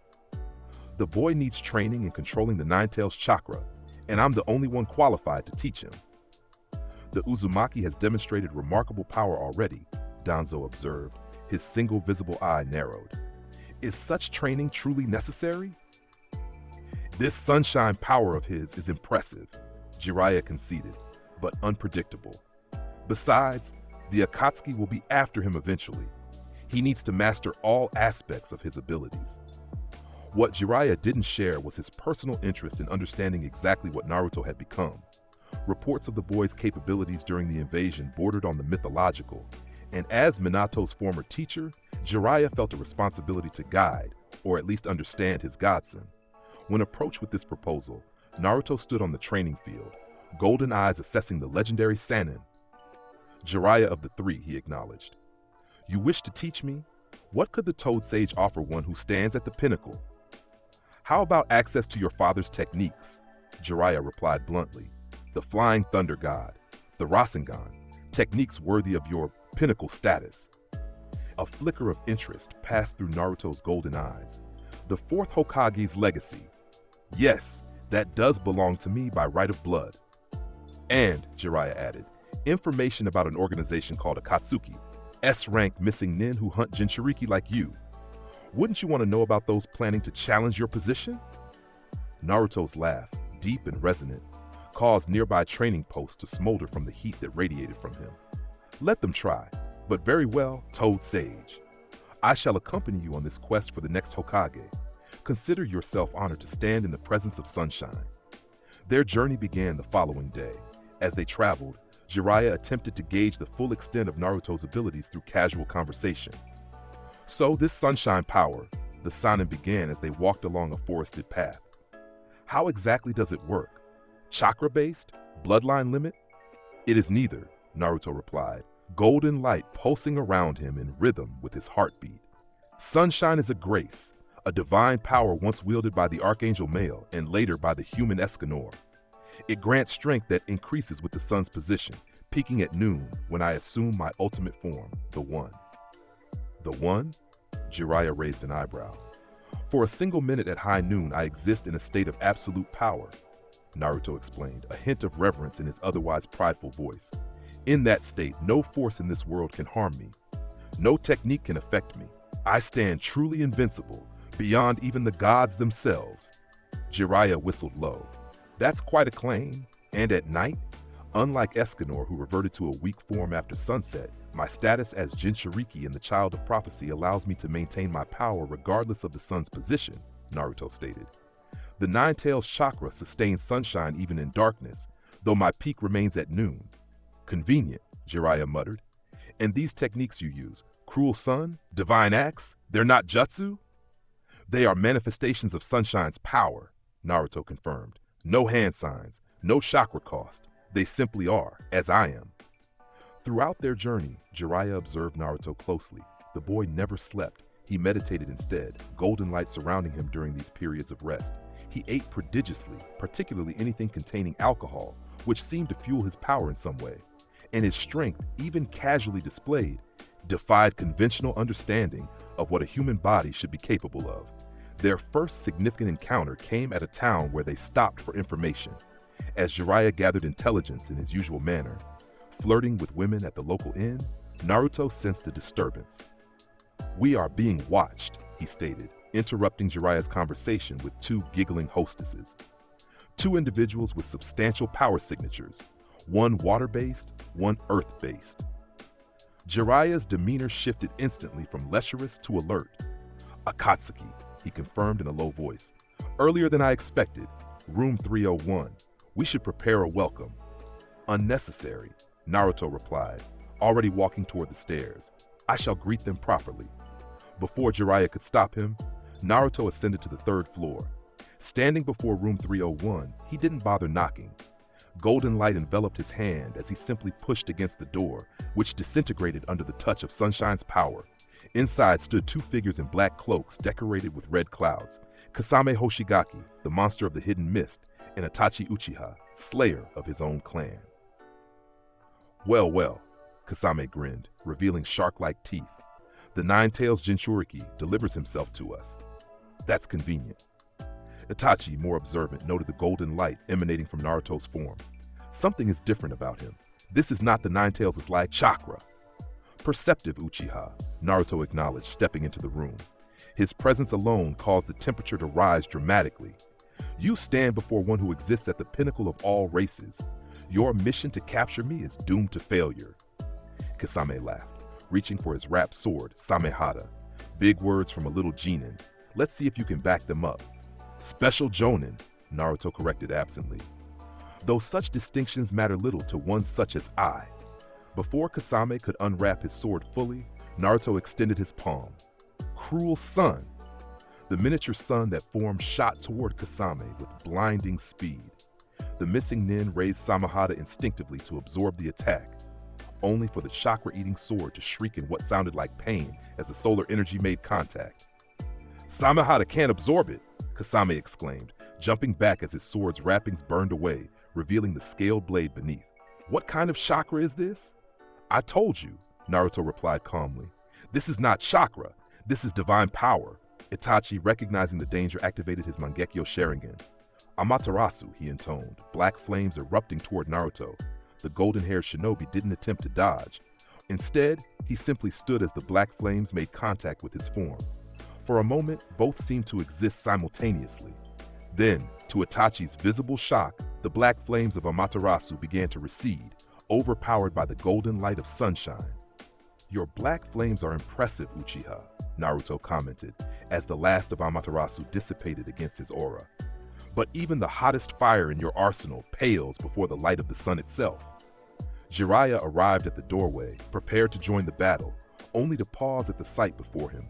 Naruto stood untouched, while Kasame nursed a badly burned hand and Itachi had fallen to one knee, blood trickling from his eye after the failed Amaterasu. This confrontation is pointless, Itachi stated, rising slowly. We are outmatched. Kasame, we're leaving. Running away? Kasame growled, though he didn't lower his guard. From a kid? That is no ordinary child, Itachi replied, his Sharingan fixed on Naruto. His power, it's unlike anything I've encountered. Your assessment is correct, Itachi Uchiha, Naruto acknowledged. Leave now, and I shall permit it. Return with your Akatsuki companions, and you shall witness judgment from one who stands at the pinnacle. The Akatsuki members retreated, Itachi using a crow dispersion technique while Kasame covered their escape with a water jutsu. Jiraiya, watching the exchange, found himself re-evaluating his godson yet again. You just drove off 2 S-rank criminals without breaking a sweat, the Sannin observed. Maybe I should be asking you for training. Naruto's lips curved in a small smile. The Rasengan Toad Sage, you promised me my father's techniques. Their journey continued, with Jiraiya teaching Naruto the principles behind the 4th Hokage's signature technique. To the Sannin's amazement, Naruto mastered the basic form within hours, his control over Sunshine's energy, allowing him to skip the water balloon and rubber ball stages entirely. Divine Rasengan, Naruto named his version, a sphere of swirling golden light rather than blue chakra. When tested against a boulder, the technique didn't just shatter the rock, it reduced it to fine dust that scattered on the wind. As they neared the town where Tsunade had been spotted, Jiraiya grew more serious. The woman we're seeking is complicated, he explained.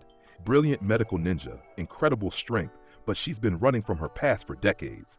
Mention being Hokage, and she'll likely throw you through a wall. Let her try, Naruto replied, unconcerned. Those who run from destiny eventually find it waiting around the next corner. They located Tsunade in a gambling den, her assistant Shizune hovering nervously nearby as the legendary Sannin lost yet another hand. Tsunade, Jiraiya called, approaching their table. The blonde woman looked up, annoyance giving way to surprise. Jiraiya, what are you doing here? Her eyes shifted to Naruto, narrowing at the golden light that seemed to emanate from his skin. And who's the glowing brat? I am Naruto Uzumaki, he answered before Jiraiya could speak. Vessel of Sunshine, son of the 4th Hokage, and you, Lady Tsunade, have been summoned to fulfill your destiny as the 5th Hokage of Konohagakure. Tsunade's face darkened. Hokage? That's a fool's job. A title for those who want to throw their lives away. She took another drink from her sake cup. Not interested. Who decided that? Naruto questioned, golden eyes fixed on her. Who granted you authority to dismiss your lineage and responsibility so casually? The temperature in the gambling den rose noticeably, causing other patrons to shift uncomfortably and begin edging toward the exits. Watch your tone, brat, Tsunade warned, her own formidable chakra beginning to manifest in response to the pressure of Naruto's presence. I don't care who your father was or what fancy light show you're putting on. I'm not going back. Perhaps a demonstration would be appropriate, Naruto suggested, turning toward the exit. Meet me outside, legendary sucker. I shall show you the difference between one who embraces their position and one who flees from it. The insult had its intended effect. Tsunade's face flushed with anger as she stood, cracking her knuckles. You've got guts, I'll give you that. Fine, outside. One finger is all I'll need to put you in your place. The confrontation moved to an empty lot behind the gambling den. Tsunade stood with arms crossed, her legendary strength barely contained as she faced Naruto. One finger, she repeated, holding up her index finger. That's all I'll use on you, brat. Naruto's response was to simply stand, arms at his sides, golden light pulsing around him. Strike then. Show me the power of a Sannin who has abandoned her purpose. With blinding speed, Tsunade closed the distance between them. Her chakra-enhanced finger aimed at Naruto's forehead. The impact created a shockwave that cracked the ground beneath them. Yet Naruto remained unmoved, not even blinking as Tsunade's finger pressed against his skin. Impossible, Tsunade breathed, genuine shock replacing anger. That should have sent you flying. Divine power cannot be overcome by mere physical strength, Naruto stated, still not moving from his position.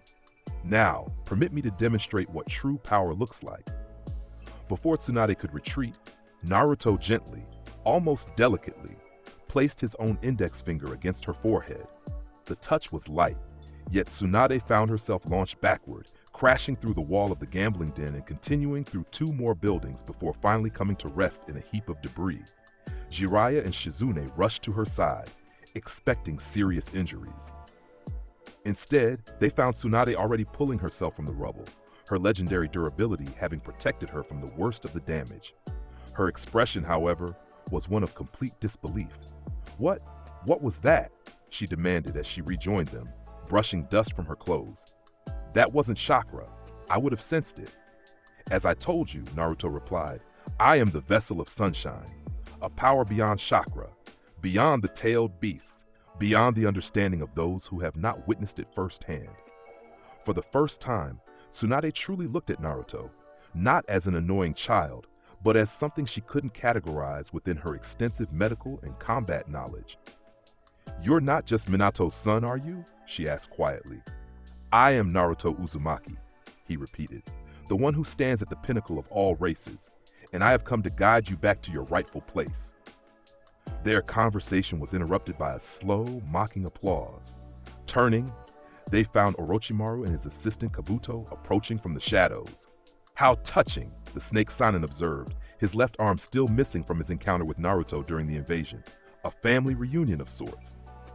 Orochimaru, Tsunade acknowledged, tensing at the sight of her former teammate. The serpent returns, Naruto noted, golden eyes fixing on Orochimaru. Still missing an arm, I see. Have you come seeking judgment again so soon? Orochimaru's pale face twisted in a mixture of hate and fascination. I've come with a proposition for Tsunade, actually. Her medical skills in exchange for something she desperately wants. He glanced meaningfully at Tsunade. I can bring them back, you know. Dan, Nawaki. Just heal my arms and you can see them again. Tsunade's breath caught, her composure momentarily cracking at the mention of her lost loved ones. A pathetic offer, Naruto interjected before she could respond. You would resurrect empty shells without souls, serpent. Puppets to manipulate her grief. Stay out of this, golden child, Orochimaru hissed. This is between the Sannin. I stand above such distinctions, Naruto replied, stepping forward. Golden light intensified around him as he moved between Tsunade and Orochimaru. And I have already judged you once, serpent. Do not test my patience again. Kabuto adjusted his glasses, analyzing the situation. Lord Orochimaru, perhaps we should reconsider.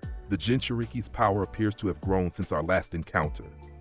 A wise assessment, Naruto acknowledged.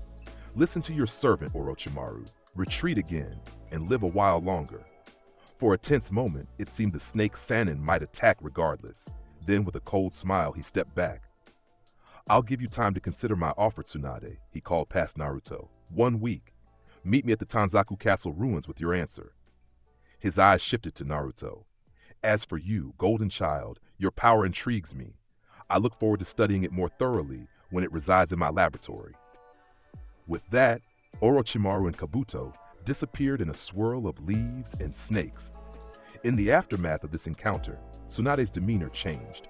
The confrontation with her former teammate, combined with the demonstration of Naruto's inexplicable power, had shaken her carefully maintained facade of indifference. That evening, as they gathered in Tsunade's hotel room, she questioned Naruto directly. "This sunshine power," she began, medical curiosity overcoming personal reservations. "How does it affect your physiology? Your chakra network should be completely overwhelmed by that level of energy." "My body is the perfect vessel for sunshine," Naruto explained, seated cross-legged with golden light pulsing around him. "The grace adapts my form to channel its power. At noon, I achieve my ultimate transformation, the One, a state of perfect harmony between vessel and grace." "And the Nine Tails," Tsunade pressed. "How does it interact with this power?" "The fox slumbers largely dormant," Naruto replied. "Sunshine's presence keeps it subdued.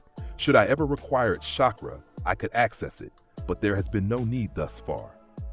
Jiraiya, who had been unusually quiet, finally spoke. "The prophecy spoke of a child who would either save or destroy the world.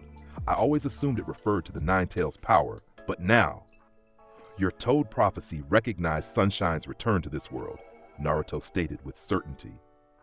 "I am indeed the child of prophecy, but not for the reasons you assumed." As the week progressed, Tsunade spent more time observing Naruto. Each morning, she watched as he performed what appeared to be a ritual, facing the rising sun, arms outstretched, golden light intensifying as he absorbed solar energy. At precisely noon each day, his transformation would reach its peak, his form expanding to heroic proportions for exactly 1 minute before subsiding slightly. On the 6th day, Tsunade made her decision. "I'll take the position," she informed Jiraiya as they watched Naruto's noon transformation from a distance. "Not because of the village's need or your persuasion, but because I want to understand him. That power, it doesn't belong in this world, Jiraiya. It's something else entirely." "I've been thinking the same thing," the Toad Sage admitted. "He's Minato's son, but sometimes when I look at him, I don't see a human being at all. I see something divine." The following day, they journeyed to the Tanzaku Castle ruins, prepared for Orochimaru's return. As expected, the snake Sannin appeared with Kabuto at his side, still confident that Tsunade would accept his offer. "Well, Tsunade," Orochimaru prompted, "have you made your decision? Will you heal my arms in exchange for seeing your loved ones again?" Tsunade's response was a chakra-enhanced punch that shattered the ground where Orochimaru had stood moments before. "That's my answer, Snake. I'm returning to Konoha as the 5th Hokage." What followed was a battle of legendary proportions. Orochimaru, despite his injured state, remained a formidable opponent. Tsunade and Jiraiya fought with all the skill and power that had earned them their reputation as Sannin. Naruto, however, stood apart, watching the clash of titans with the detached interest of one observing lesser beings. Only when Orochimaru summoned Manda, the massive snake boss, did he finally step forward. "Enough of this spectacle," Naruto declared, golden light intensifying around him as he walked between the combatants. The serpent was judged once and fled. Today, there will be no escape. "Divine axe, Rita," he intoned, the massive golden battle axe materializing in his hands. Manda, sensing the overwhelming threat, hissed a warning to Orochimaru. "This opponent is beyond you, human. His power is not of this world. I will not face him." Before Orochimaru could respond, the massive snake disappeared in a cloud of smoke, leaving its summoner unsupported on the battlefield. "Abandoned by your own summons," Naruto observed, advancing on Orochimaru. "How fitting for one who betrays all alliances." Orochimaru, recognizing his disadvantage, attempted one final gambit. "Striking me down won't end my ambitions, Golden Child. I have bases throughout the elemental nations, experiments that will continue without me. Followers who decided that?" Naruto interrupted, raising Rita. "Your legacy ends today, Serpent. Divine punishment. The axe descended with such force that the entire ruin shook. Orochimaru attempted to substitute himself with a mud clone, but Sunshine's power seemed to track his true form regardless. The golden wave of energy that erupted from Rita's impact engulfed both Orochimaru and Kabuto, their screams lost in the overwhelming light. When the brilliance faded, nothing remained of the snake Sanin, but a scorched outline on the ground, and a single white scale that crumbled to dust even as they watched. "It is done," Naruto stated, dismissing Rita. "The serpent's judgment is complete." Tsunade and Jiraiya stood in stunned silence, the full implications of what they had witnessed sinking in. One of the most dangerous and elusive shinobi in history, their former teammate and a legendary Sannin, had been completely obliterated by a single technique from someone who was, technically, still a teenager. "What are you?" Tsunade finally asked, echoing the question that had been asked of Naruto so many times before. For once, Naruto's response held a hint of something beyond pride, perhaps a trace of destiny acknowledged. "I am the vessel of sunshine," he replied, golden eyes turning toward the sun overhead. "The one who stands at the pinnacle of all races, the arbiter of pride, and it seems, the instrument of divine judgment in this world of shadows." The journey back to Konoha was marked by a new understanding between the three travelers. Tsunade no longer questioned Naruto's abilities or his right to declare himself above others. She had seen firsthand the power that backed his claims. Jiraiya, for his part, had abandoned any pretense of being Naruto's teacher and instead positioned himself as an ally and observer. As they approached the village gates, Naruto paused, golden eyes scanning the horizon. "The age of shadows is ending," he stated, his voice carrying a weight of prophecy. "The Akatsuki, the masked Uchiha, all who would threaten this world shall face the light of sunshine, and they shall find no darkness in which to hide." Tsunade and Jiraiya exchanged glances, both recognizing that they were witnessing the beginning of a new era, one defined not by the hidden villages or the balance of shinobi power, but by the divine judgment of one who truly stood at the pinnacle of all races. Tsunade's installation as the fifth Hokage brought significant changes to Konoha. With her legendary medical expertise, she established new healing protocols and training programs. Under her leadership, the village recovered swiftly from the invasion's damage, both physical and psychological. Throughout this transition, Naruto remained a constant, golden-tinged presence in the village. His status as Special Jonin granted him considerable autonomy, which he used primarily to position himself atop the Hokage monument each day, absorbing the sun's energy and surveying the village below with divine detachment. Reports of Akatsuki movement continued to reach Konoha. The organization had grown more cautious after the confrontation with Naruto, but their hunt for Jinchuriki persisted. When intelligence suggested they had captured the Seven Tails Jinchuriki, Tsunade called Naruto to her office. "I'm assigning you to lead a rescue mission," she informed him, sliding a mission scroll across her desk. "Your team will include Kakashi Hatake, Might Guy, and Jiraiya. Your objective is to locate and retrieve the Seven Tails Jinchuriki before the Akatsuki can extract her Biju." Naruto's golden eyes scanned the scroll briefly before returning to Tsunade. "You misunderstand my purpose, Lady Hokage. I do not rescue, I judge." "Call it what you want," Tsunade replied, unfazed by his rhetoric after weeks of exposure to it. "But the Akatsuki represent a threat to all Jinchuriki, including yourself. This mission serves multiple purposes: saving Fu, gathering intelligence on their extraction process, and eliminating Akatsuki members when possible." "Very well," Naruto conceded. "I shall bring judgment to these presumptuous mortals who dare to harvest divine power for their own ends."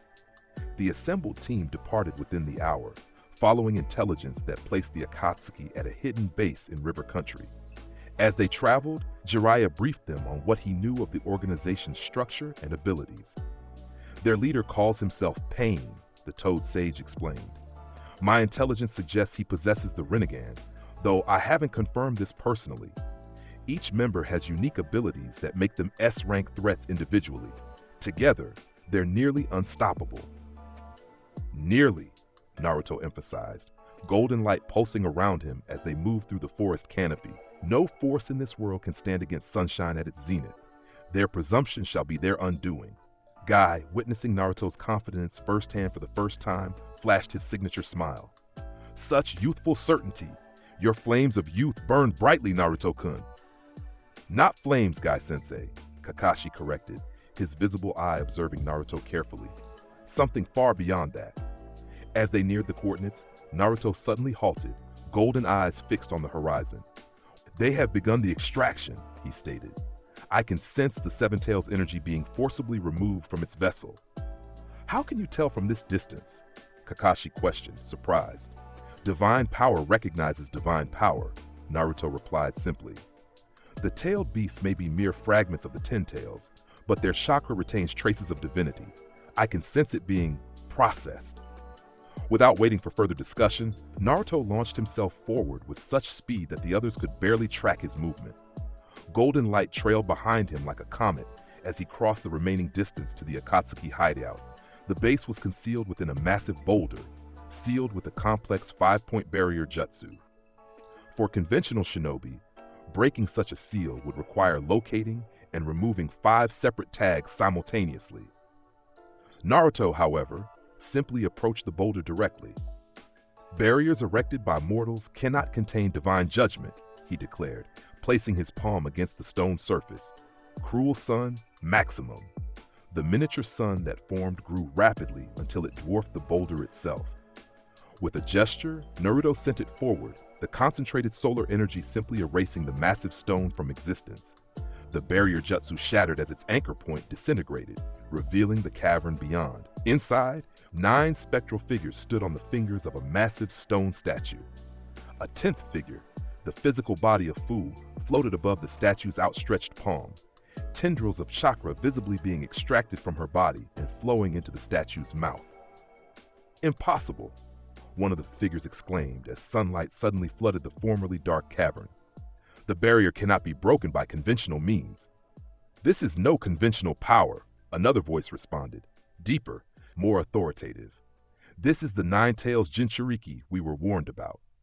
Naruto stepped into the cavern, golden light illuminating the darkness, revealing the statue and the spectral projections of the Akatsuki members in stark detail. I am Naruto Uzumaki, he announced, his voice echoing throughout the chamber.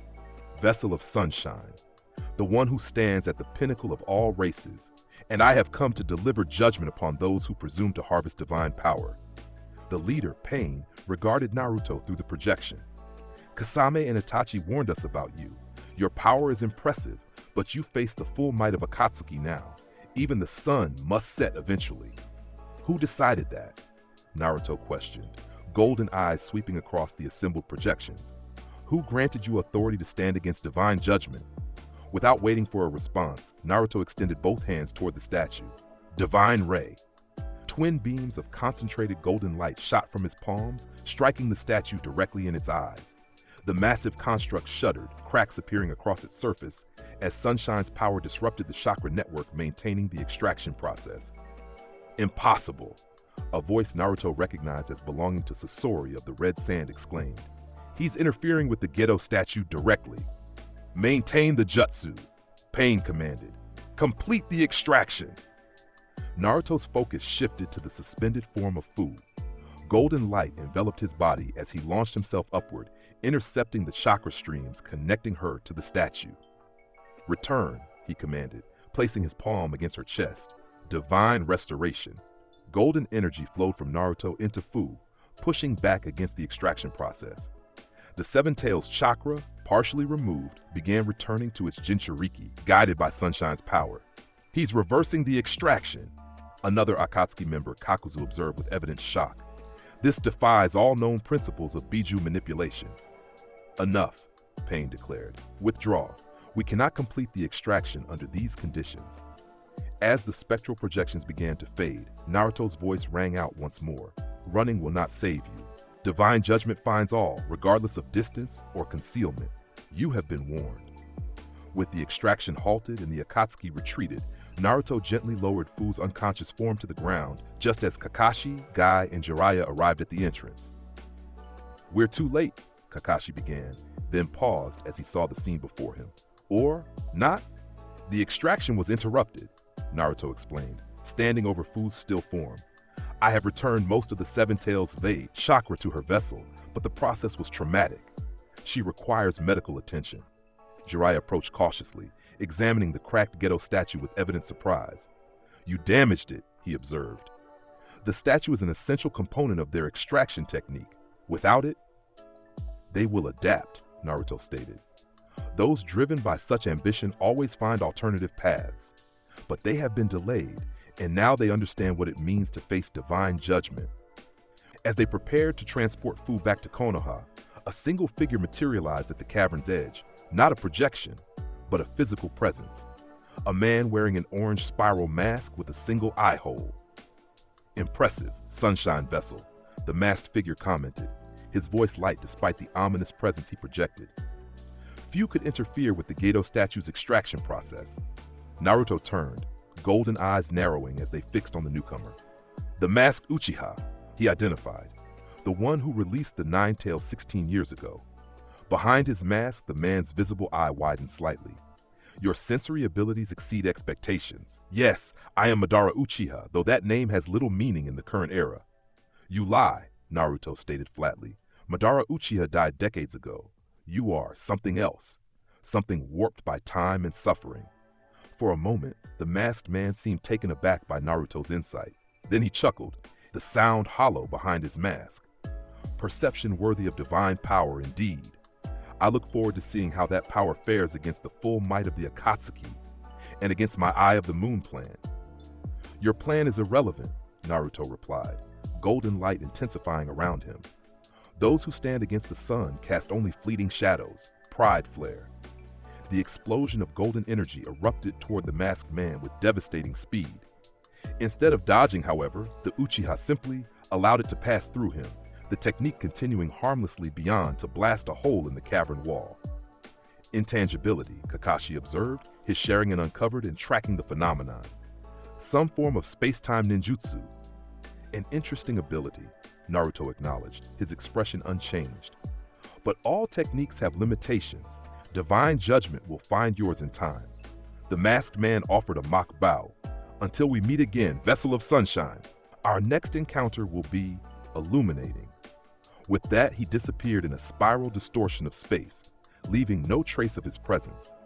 The rescue mission concluded with their return to Konoha, Fu stable but unconscious under Jiraiya's careful watch. Upon their arrival, Tsunade personally took charge of the Seven Tails Jinchuriki's medical care, her expression grave as she assessed the damage from the partial extraction. She'll survive, the fifth Hokage informed them after several hours of treatment. But she's been changed by the experience. The connection between Jinchuriki and Biju is complex. Having it partially severed and then restored has created complications. What kind of complications? Kakashi inquired.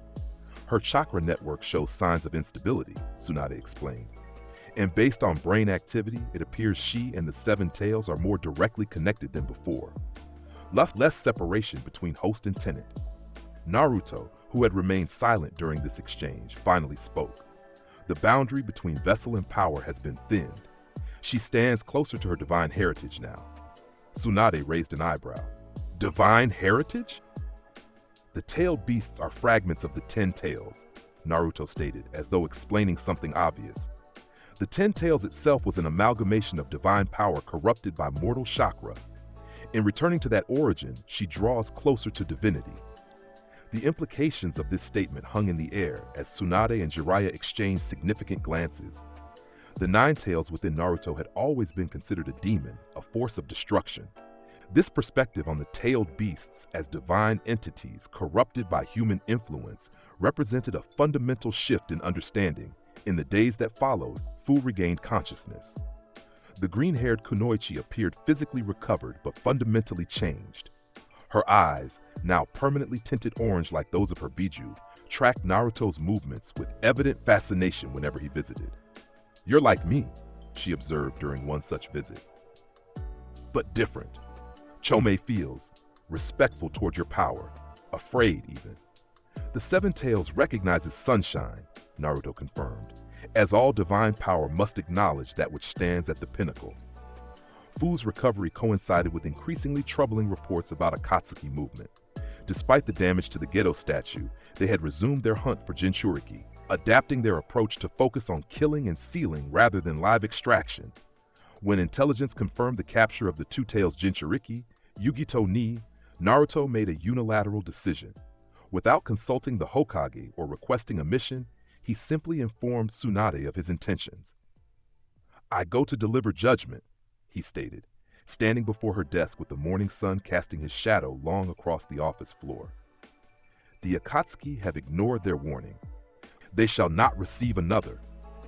Tsunade, recognizing the futility of attempting to control or direct Naruto's actions, merely nodded. "Take Jiraiya with you. At least have someone to report back if things go sideways." "Nothing goes sideways for one who stands at the pinnacle," Naruto replied, though he accepted the condition. The Toad Sage may witness divine judgment if he wishes.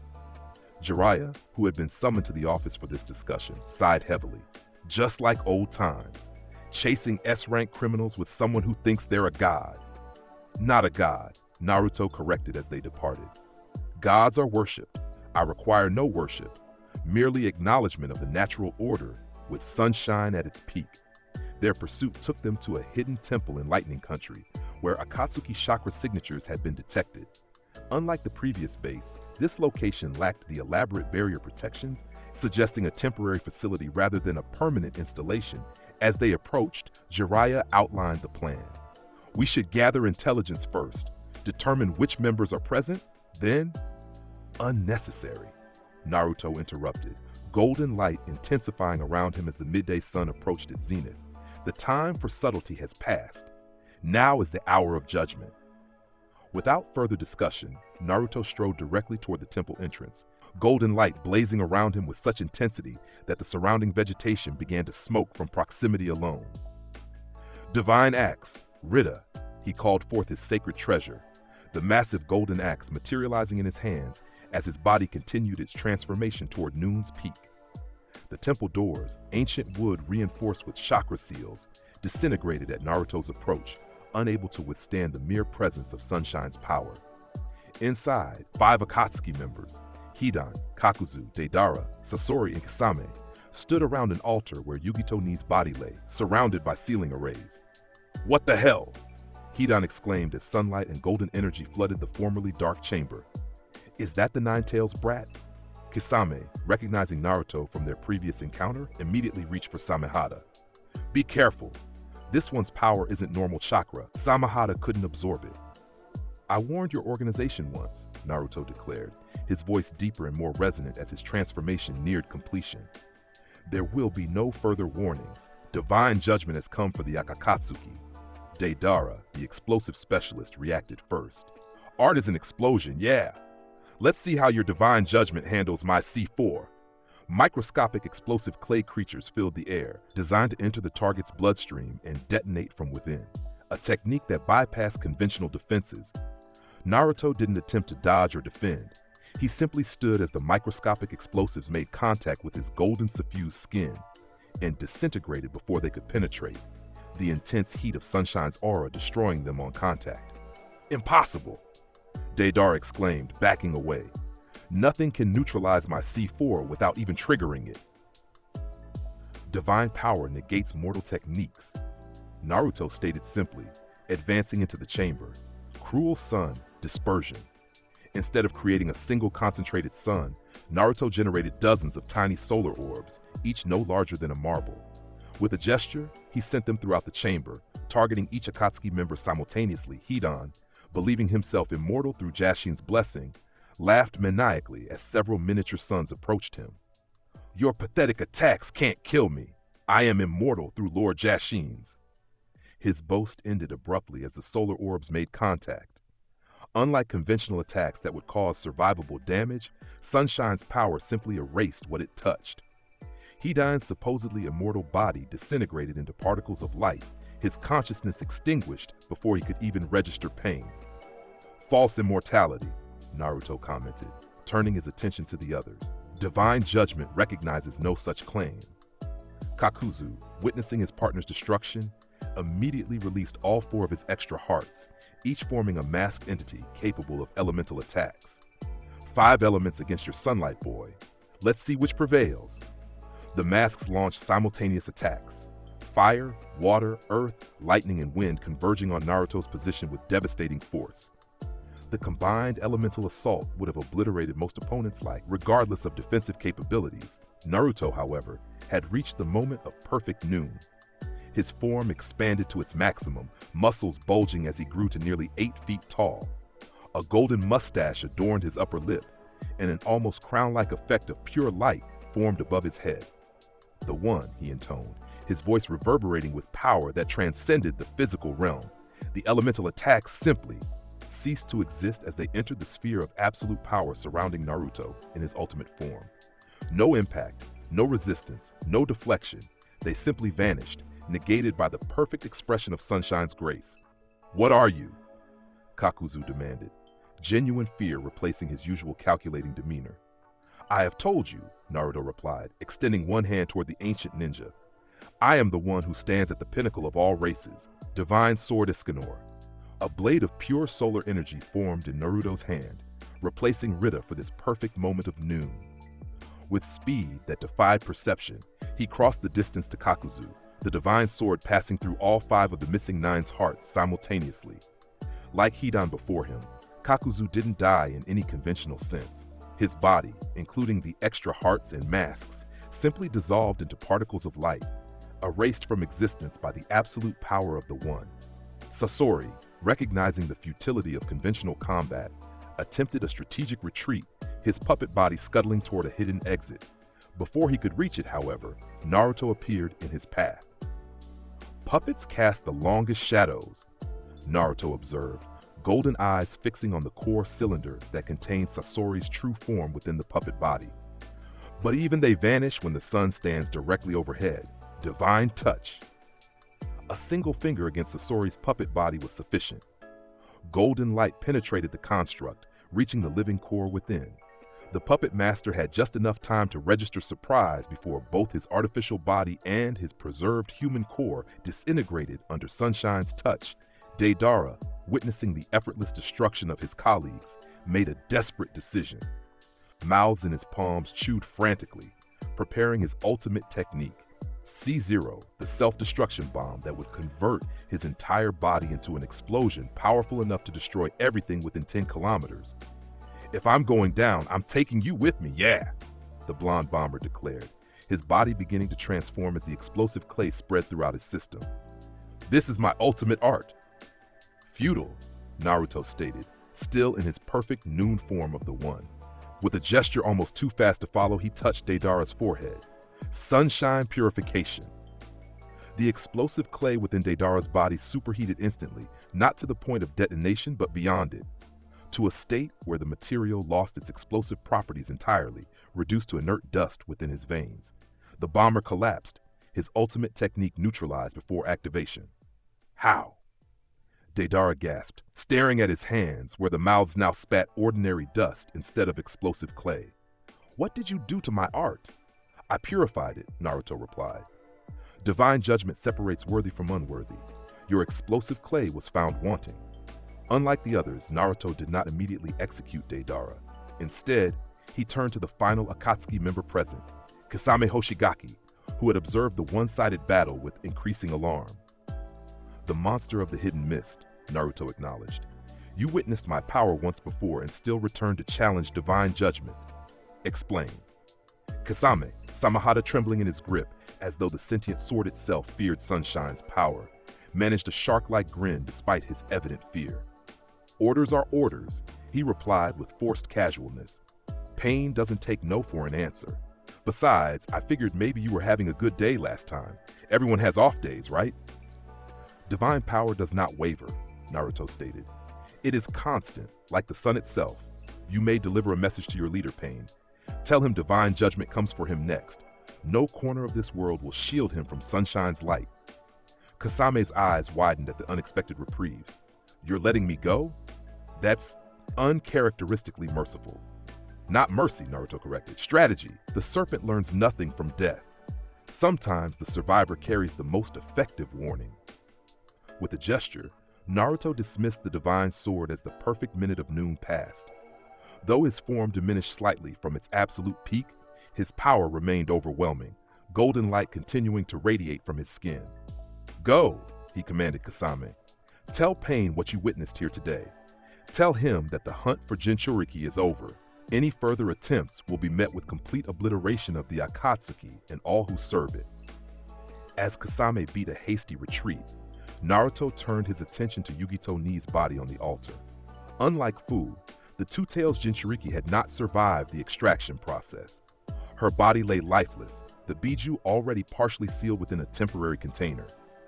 "The vessel has fallen," Naruto observed as Jiraiya finally entered the chamber, having witnessed the battle from outside, "but the Two-Tails can be recovered." Extending his hand toward the sealing container, Naruto spoke with authority that transcended the physical realm. "Matatabi, two-tailed monster cat, divine recall." Golden light enveloped the container, which shuddered under Sunshine's power. Cracks appeared in its surface, widening as blue-black flames began to seep through. Within moments, the container shattered completely, releasing the partially sealed Two-Tails. The massive feline of blue fire materialized fully, its heterochromatic eyes fixing on Naruto with evident confusion and wariness. "What is this power?" Matatabi demanded, its voice a mixture of growls and purrs. "You are not my Jinchuriki. You are something else." "I am the vessel of Sunshine," Naruto replied, golden eyes meeting the Two-Tails' gaze without fear. "The one who stands at the pinnacle of all races. Your extraction has been interrupted, but your vessel has fallen. You must choose, a new container or freedom with conditions." The massive cat's tails lashed behind it as it considered this unprecedented situation. "Freedom, with conditions? Explain, Sunshine Vessel." "You may roam free without a human container," Naruto stated, "but you will not harm innocent lives. You will not destroy without purpose. You will acknowledge that divine judgment stands above even the tailed beasts. Violate these terms, and I shall find you wherever you hide and deliver judgment befitting your transgression." For a long moment, the Two-Tails regarded Naruto, its fiery form flickering as it assessed the golden-haired human who spoke with such authority. "I accept your terms, Sunshine Vessel," Matatabi finally replied, bowing its massive head slightly. "Freedom, even with conditions, is preferable to another prison of flesh and bone."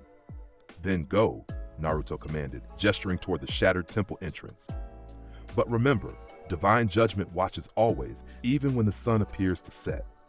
As the massive cat of blue flame bounded away, Jiraiya approached Naruto, his expression a mixture of awe and concern. "You just released a tailed beast," the Toad Sage observed. Deliberately, "Do you understand the potential consequences of that decision?" "Better than you," Naruto replied, his golden eyes tracking Matatabi's retreating form. "The tailed beasts were never meant to be weapons or tools. They are fragments of divinity, corrupted by human fear and ambition.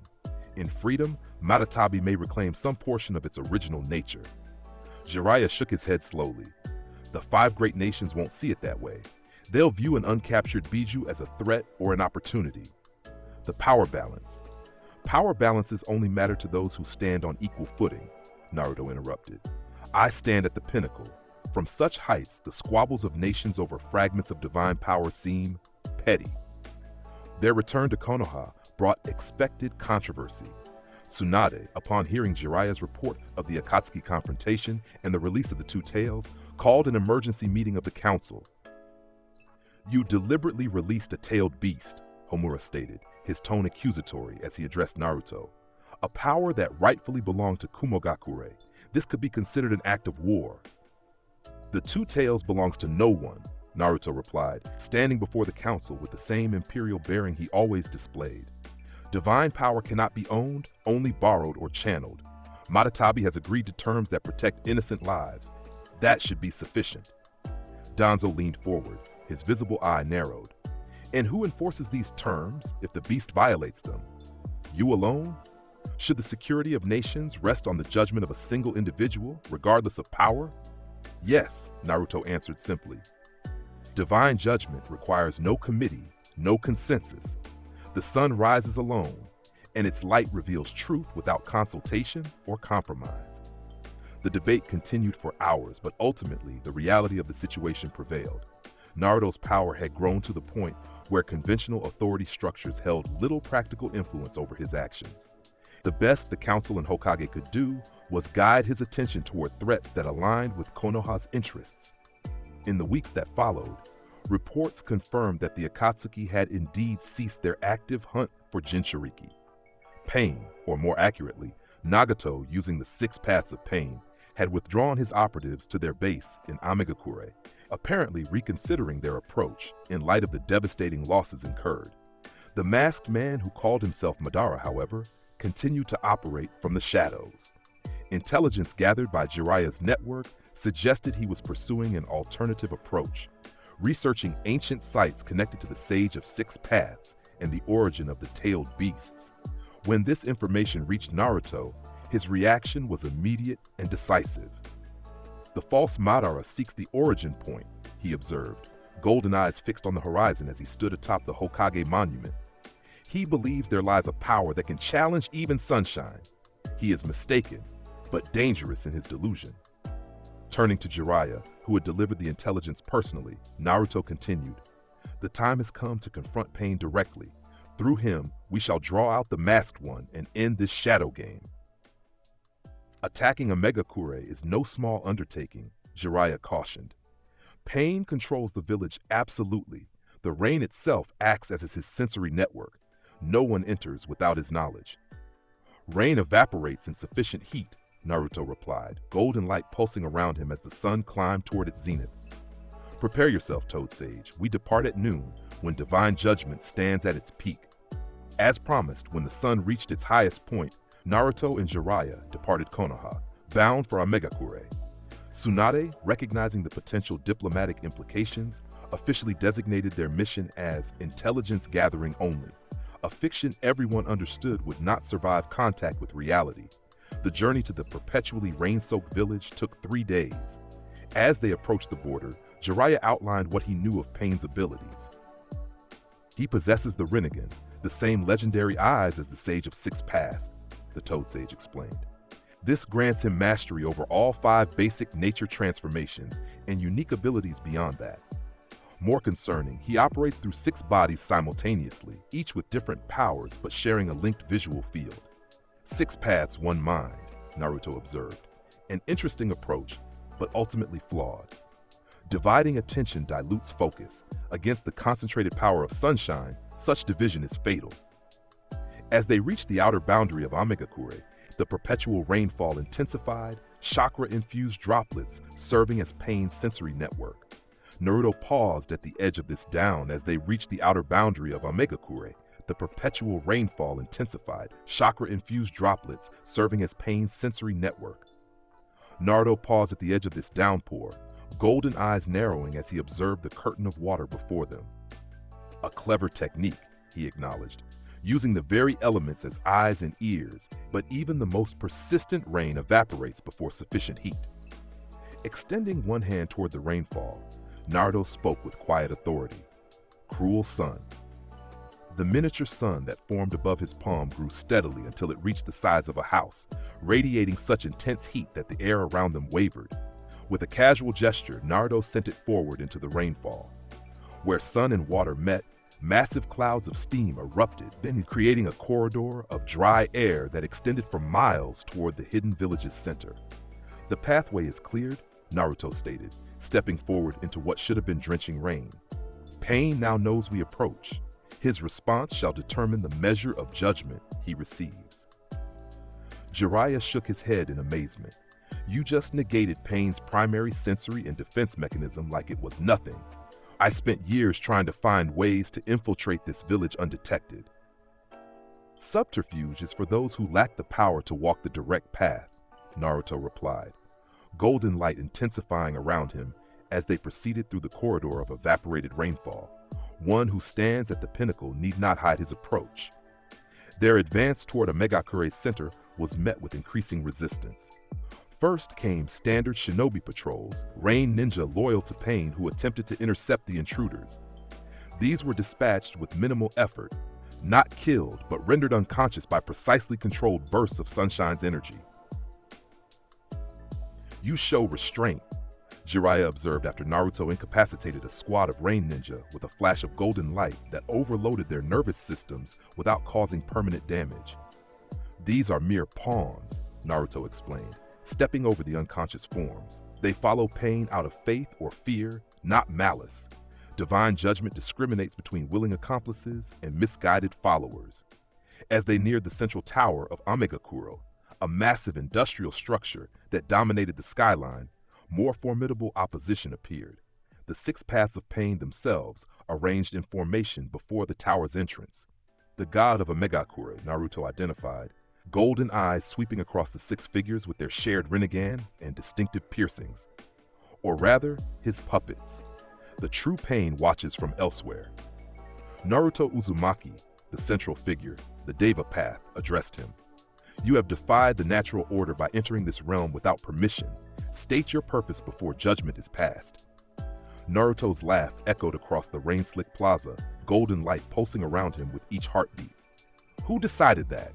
He questioned, his voice carrying clearly despite the rainfall that had resumed at the edges of his heat-generated corridor. Who granted you authority to determine permission or judgment? I am pain, the 6 bodies replied in unison, their rinnegan eyes glowing ominously. I am the god of this world, born of human suffering. All shall know pain. False divinity, Naruto declared, taking a step forward. The concrete beneath his feet cracked from the mere pressure of Sunshine's aura. You speak of godhood while hiding behind corpse puppets. True divinity stands before you now, Naruto Uzumaki. The Deva Path's eyes widened slightly at the use of his true name. You know more than expected. It changes nothing. Even the sun must acknowledge pain. Who decided that? Naruto questioned again, golden light intensifying as he continued his advance. The sun acknowledges nothing but its own supremacy. Divine axe, Rita. The massive golden battle axe materialized in Naruto's hands, its blade radiating solar energy that steamed the water from the ground in an expanding circle around him. Pain responded with coordinated precision. The Prita path moved forward to absorb chakra. The Asura path transformed its body into a weapons platform. The animal path prepared summonings. The human path and Naraka path flanked to either side, while the Deva path raised its hand. Shinra Tensei, the Deva path intoned, the invisible wave of repulsive force, powerful enough to flatten buildings, struck Naruto directly. For a moment, dust and debris obscured him completely. When visibility cleared, Naruto stood unmoved, golden light blazing around him, Rita still gripped casually in one hand.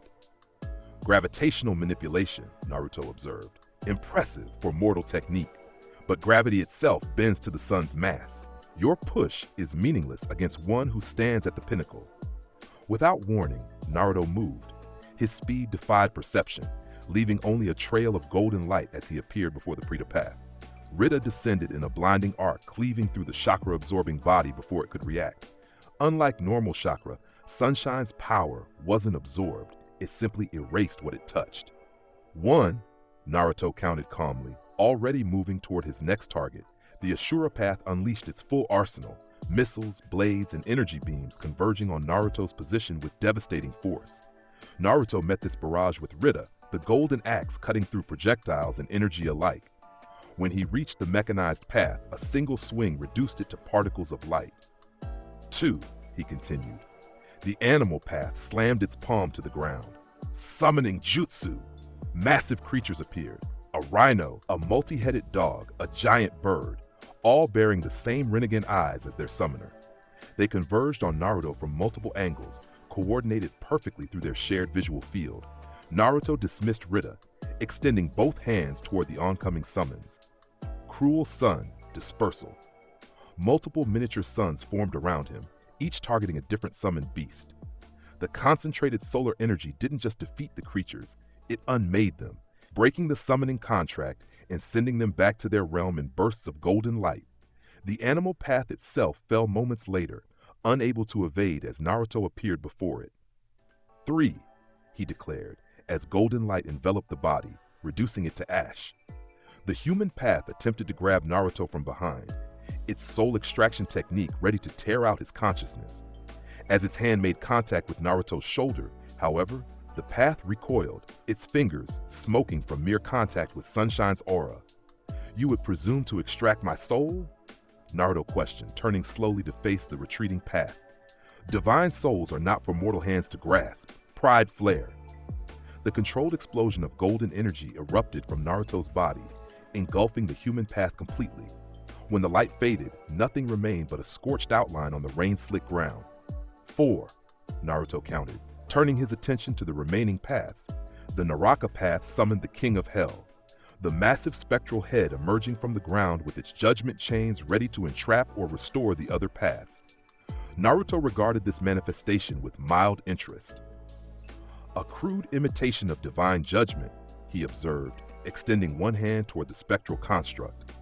Arc, a beam of pure golden light, different from his previous techniques, shot from Naruto's palm.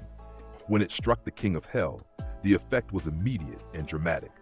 The spectral entity shuddered, then began to dissolve, its form unable to maintain coherence against the purifying power of Arc. The Naraka path fell moments later, Naruto's hand closing around its throat. 5, he declared as golden light consumed the body. Only the Deva path remained, standing alone before the tower entrance. Despite the destruction of its 5 counterparts, its expression remained unchanged, a testament to Nagato's control and resolve.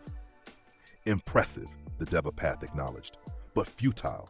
Pain cannot be eliminated, only transformed. Chibaku Tensei.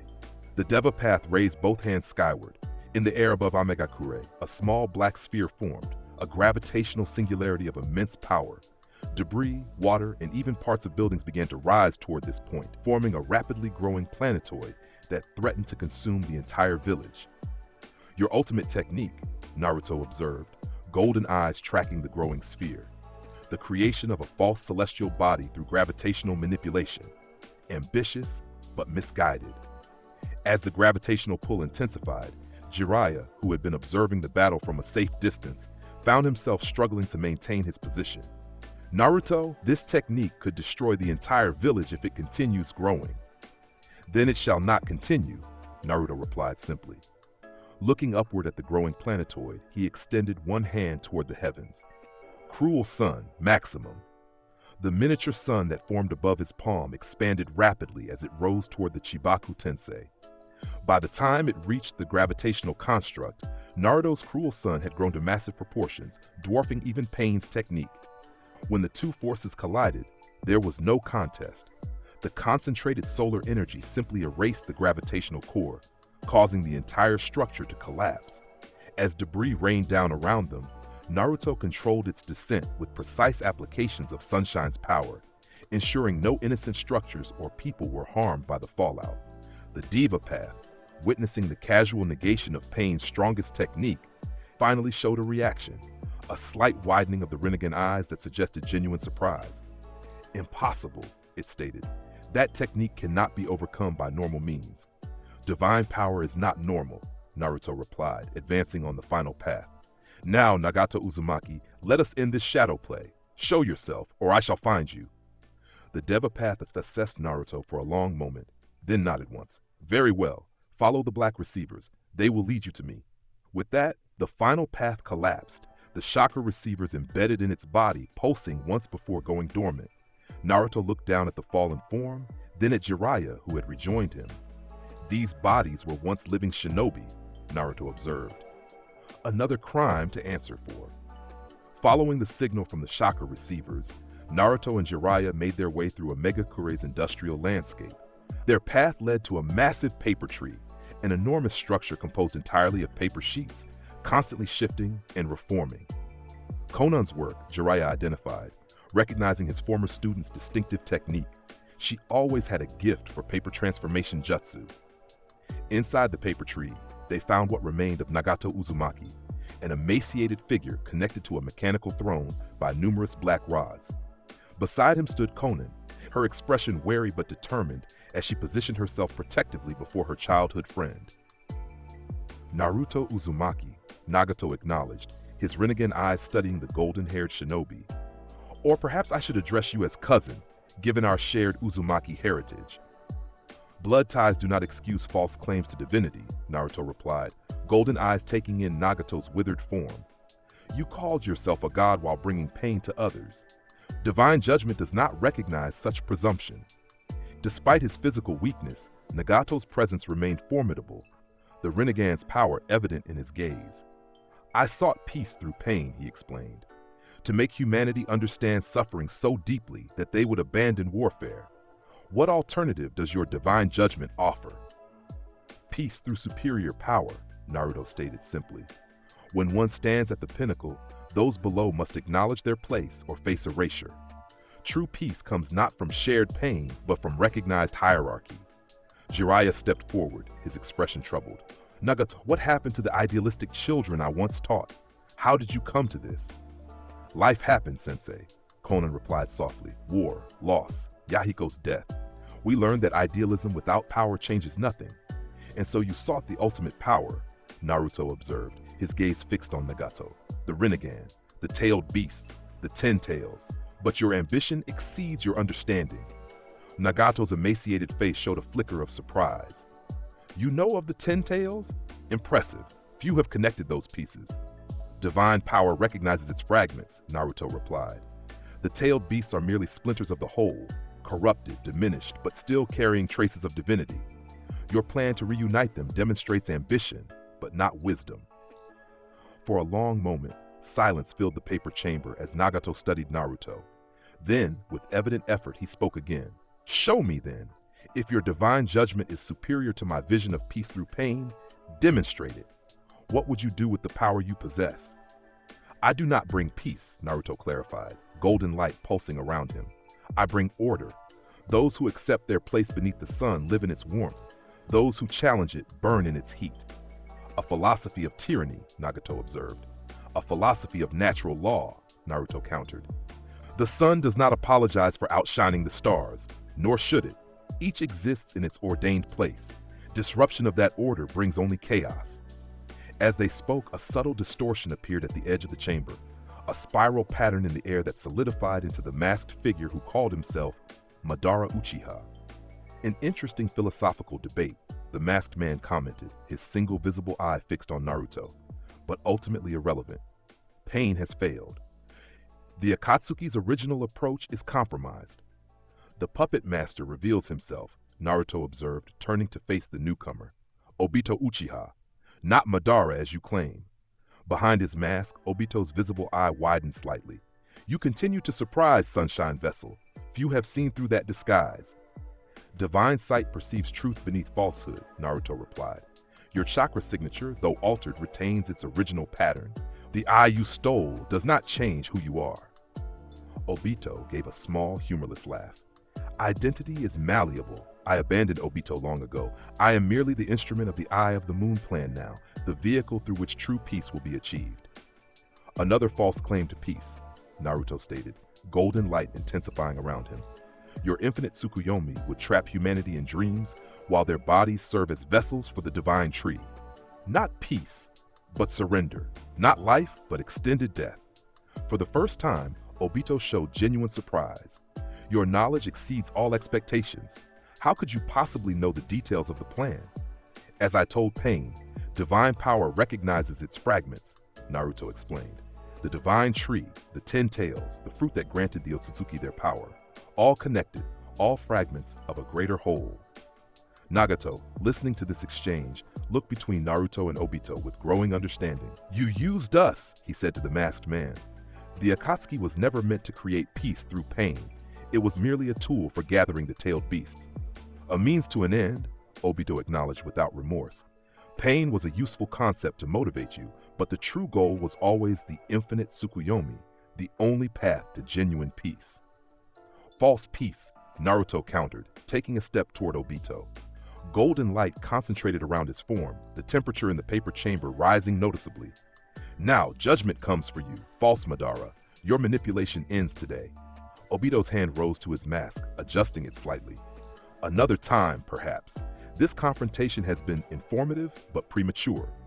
Before Naruto could respond, Obito's form began to distort, the spiral pattern of his space-time ninjutsu pulling him into another dimension.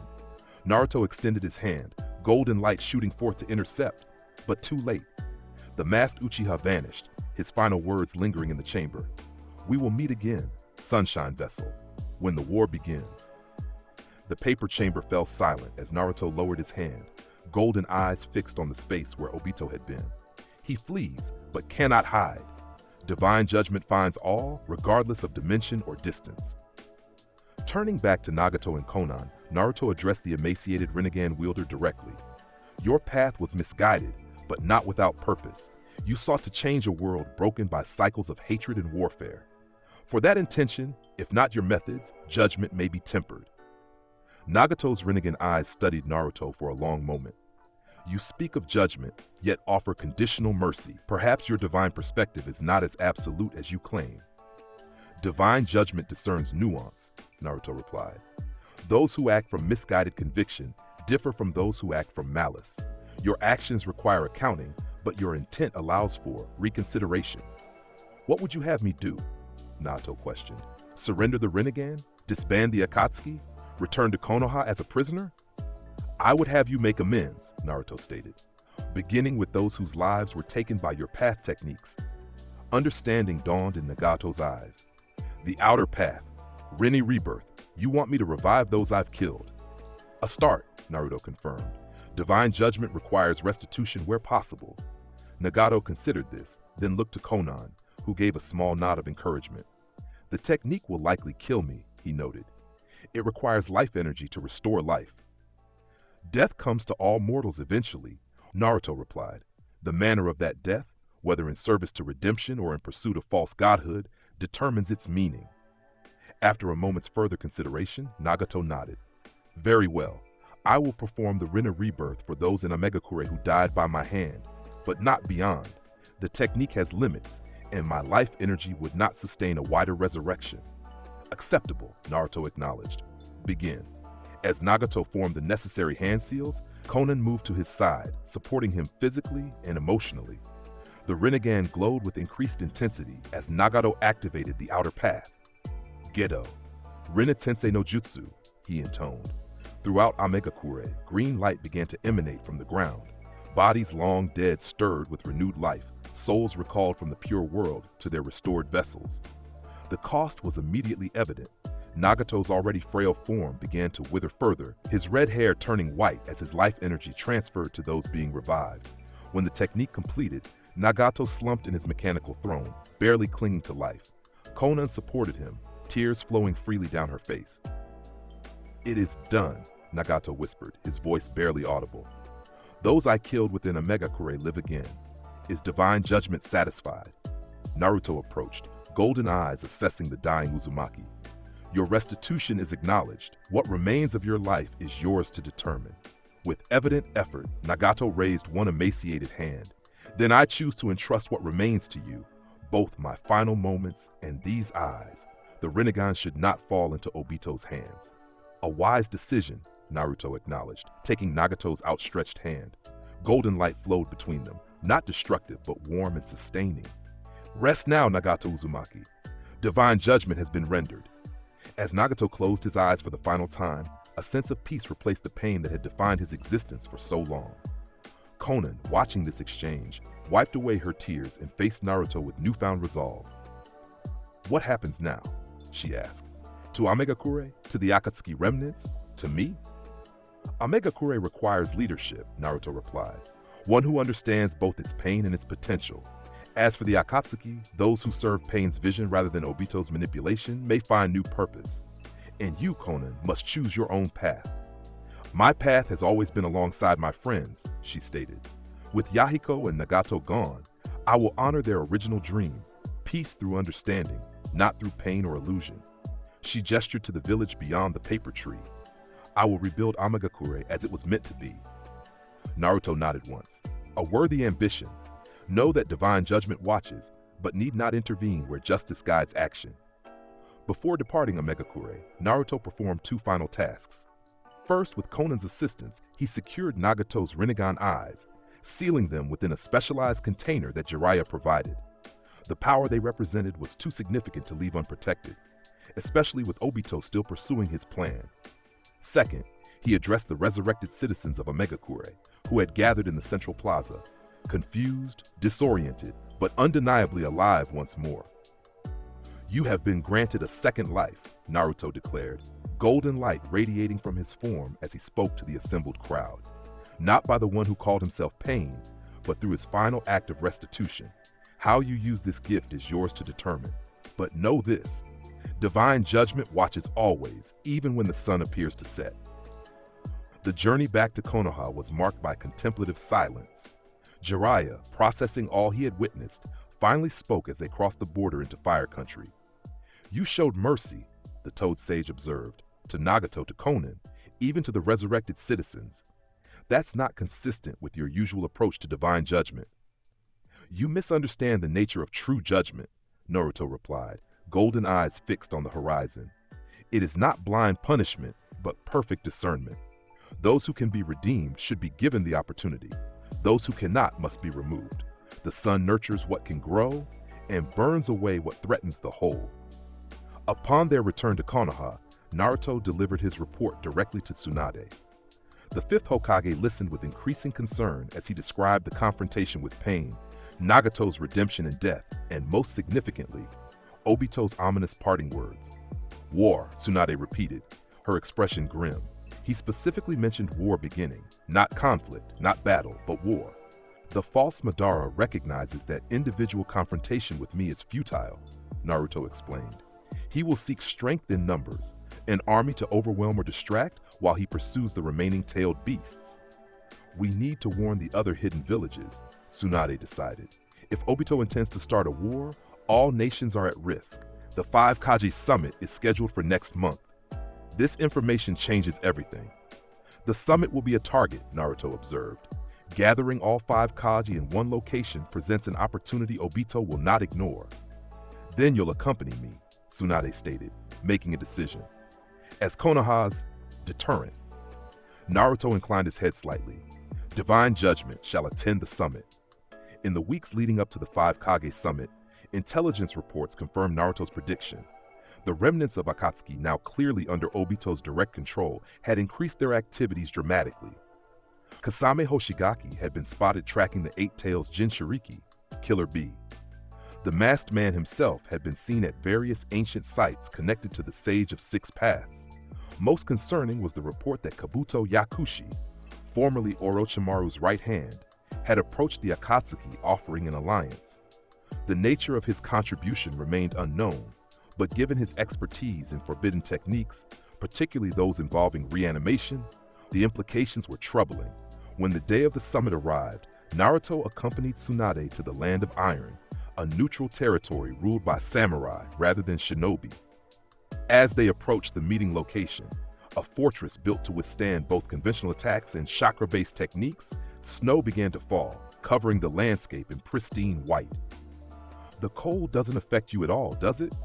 Tsunade observed, noting that despite the sub-zero temperatures, Naruto walked comfortably in his usual attire, snowflakes evaporating before they could touch his golden suffused skin. "Sunshine maintains its own temperature," Naruto replied. "External conditions are irrelevant to one who carries the sun's power." The summit itself began with formal introductions. The 5 Kage, Tsunade of the Leaf, Gaara of the Sand, A of the Cloud, Mei Terumi of the Mist, and Onoki of the Stone, gathered around a horseshoe-shaped table, each accompanied by 2 guards. Tsunade had selected Naruto as her primary guard, with Kakashi as secondary. When Naruto entered the chamber, his golden aura immediately drew all eyes. Gaara, who had experienced Sunshine's power firsthand during the Chunin exams, inclined his head in acknowledgement. The Raikage A narrowed his eyes at the palpable energy radiating from the golden-haired shinobi. Onoki, the elderly Tsuchikage, shifted uncomfortably, while Mei studied Naruto with undisguised curiosity. "That's the 9 Tails Jinchuriki?" A questioned gruffly. "The one who released the 2 tails without authorization?" "Naruto Uzumaki," Tsunade confirmed. "Special Jonin of Konoha, and yes, the one who freed Matatabi after retrieving her from the Akatsuki." "An action that disrupted the balance of power," Onoki noted, his tone accusatory. "Tailed beasts are strategic assets belonging to their villages, not wild creatures to be released on a whim." "Who decided that?" Naruto questioned, his voice carrying clearly despite its measured tone. "Who granted humans authority to claim ownership of divine fragments?" The Tsuchikage bristled at being directly addressed by a guard. "Watch your tone, boy. You stand before the 5 Kage, not your academy classmates." "And you all stand beneath the sun," Naruto replied, golden eyes sweeping across the assembled leaders. Your ranks and titles are meaningful only to each other. To one who stands at the pinnacle, such distinctions blur into insignificance. Enough, Mifune, the samurai general serving as moderator, interrupted. This summit was called to address the Akatsuki threat, not to debate philosophical positions on the tailed beasts. The discussion that followed focused on intelligence sharing and strategic planning. Each village had experienced Akatsuki encounters with varying results. The Cloud Village reported the attempted capture of Killer B, which had been repelled, though not without significant damage to their forces. The Mist acknowledged that several of their missing Nun had joined Akatsuki's ranks over the years. The Stone admitted to having once hired Akatsuki for certain missions, a revelation that created immediate tension. Throughout this exchange, Naruto remained silent but watchful, golden eyes tracking the subtle reactions of each Kage and their guards. When Tsunade shared Konoha's intelligence regarding Obito's war preparations, however, he stepped forward. The masked Uchiha, who calls himself Madara, plans to acquire all tailed beasts, Naruto stated. His ultimate goal was the recreation of the Ten Tails and implementation of the infinite Tsukuyomi, a genjutsu capable of entrapping the entire world. Silence fell across the chamber as the Kage processed this information. That's impossible, Onoki finally responded. The Ten Tails is a myth, and no genjutsu could affect the entire world simultaneously. Your disbelief does not alter reality, Naruto replied. The Ten Tails existed. It was divided by the Sage of Six Paths into the 9 beasts you recognize today. Reunited under the control of one possessing both Uchiha and Senju power, it could indeed power a world-spanning genjutsu. And how exactly do you know this? Demanded, his formidable chakra flaring with suspicion. This sounds like information even our intelligence networks haven't uncovered. Divine power recognizes its origins, Naruto explained. The tailed beasts carry fragments of divine energy, corrupted by human chakra, but still connected to their source. Through the 9 tails sealed within me, I perceive the greater pattern. Before further discussion could occur, an explosion rocked the fortress. Alarms sounded as samurai guards rushed to defensive positions. "We're under attack," Mifune announced, drawing his sword. "The summit has been compromised." As if summoned by these words, a spiral distortion appeared in the center of the chamber, solidifying into the masked form of Obito Uchiha. "Forgive the dramatic entrance," he stated, his single visible eye scanning the assembled Kage. "But this discussion directly concerns me, and I felt I should participate." The reaction was immediate. The Raikage launched himself toward the intruder with his lightning release armor activated, moving at nearly imperceptible speed. Gaara's sand surged forward in a crushing wave. Mei prepared a lava release technique, while Onoki began a dust release jutsu. Tsunade herself moved with chakra-enhanced speed, fist cocked for a devastating blow. Obito simply stood, allowing each attack to pass harmlessly through his intangible form. "Futile," he commented as the Kage regrouped, reassessing their opponent. "But expected. I haven't come to fight, merely to deliver a message and a proposition." "Speak quickly, imposter," Gaara stated, sand hovering threateningly around him. "Your deception is already known to us. You are not Madara Uchiha." "Names are unimportant," Obito replied with a dismissive gesture. "What matters is power and purpose. Mine is simple, to create a world without suffering, without loss, without the endless cycles of hatred that define shinobi existence." "Through enslavement," Naruto interjected, stepping forward. Golden light intensified around him as he approached the masked Uchiha. "Through dreams while reality withers. Not peace, but surrender." Obito's visible eye fixed on Naruto. "Ah, the sunshine vessel. I wondered if you would be present. Your interference in Omegakure was inconvenient, but educational. I now understand better what I face."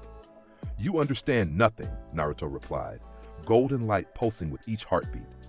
"Divine judgment cannot be calculated or countered. It simply is, as the sun simply is." "Perhaps," Obito acknowledged, "but even the sun can be eclipsed temporarily.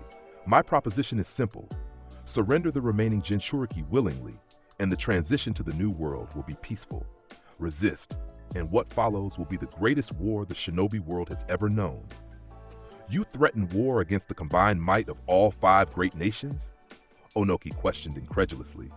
"Even Madara in his prime wouldn't have been so foolish." "I don't come empty-handed," Obito replied.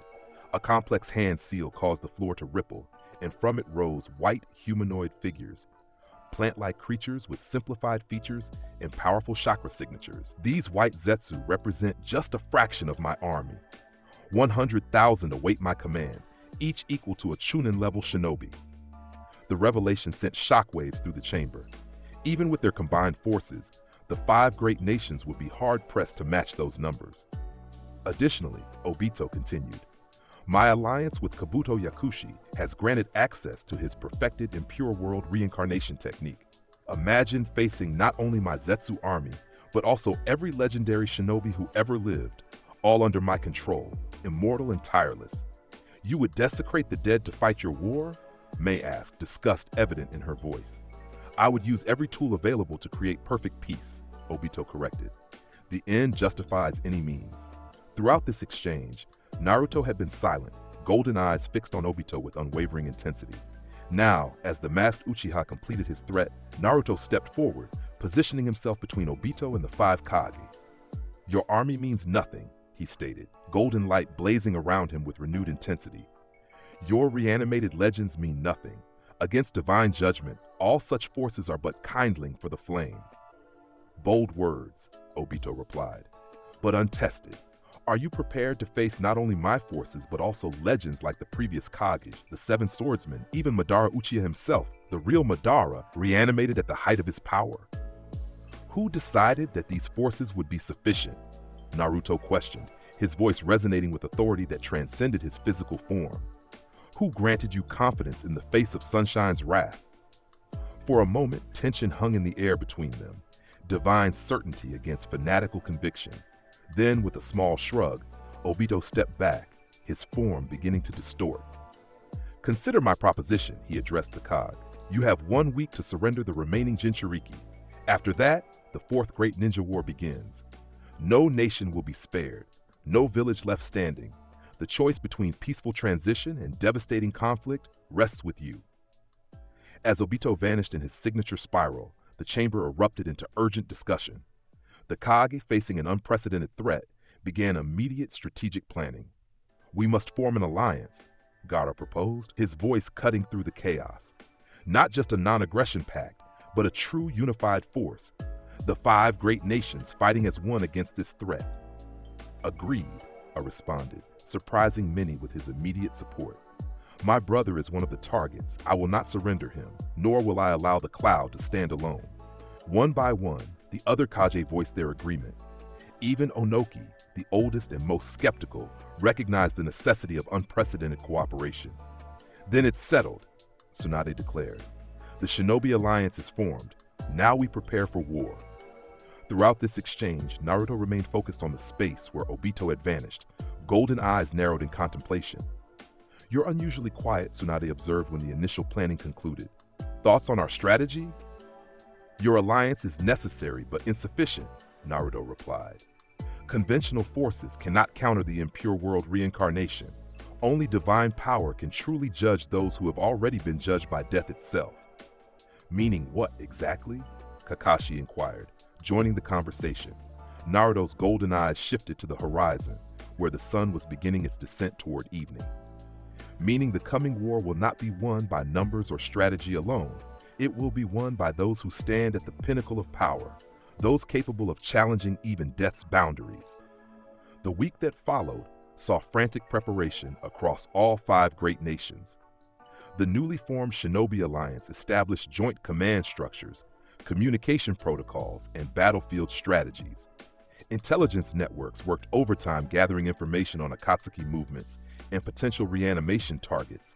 Most significantly, the Alliance made the unprecedented decision to hide the remaining Jinchuriki, Killer Bee and Naruto, as the containers of the 8 and 9 tails, represented Obito's primary targets. Without them, the 10 tails could not be fully reconstituted. When this strategy was presented to Naruto, however, he dismissed it outright. I will not hide while others face divine judgment's adversaries, he declared to the assembled war council. One who stands at the pinnacle does not cower in shadows while lesser beings fight in his stead. This isn't about pride, Tsunade countered. It's strategic. If Obito captures you and extracts the 9 tails, His plan succeeds. The entire war becomes pointless. Who decided that capture was possible? Naruto questioned, golden light pulsing around him. Who granted the masked Uchiha authority to extract what dwells within me? A. The Raikage and newly appointed Supreme Commander of the Allied Shinobi Forces slammed his fist on the table. This isn't a debate, Uzumaki.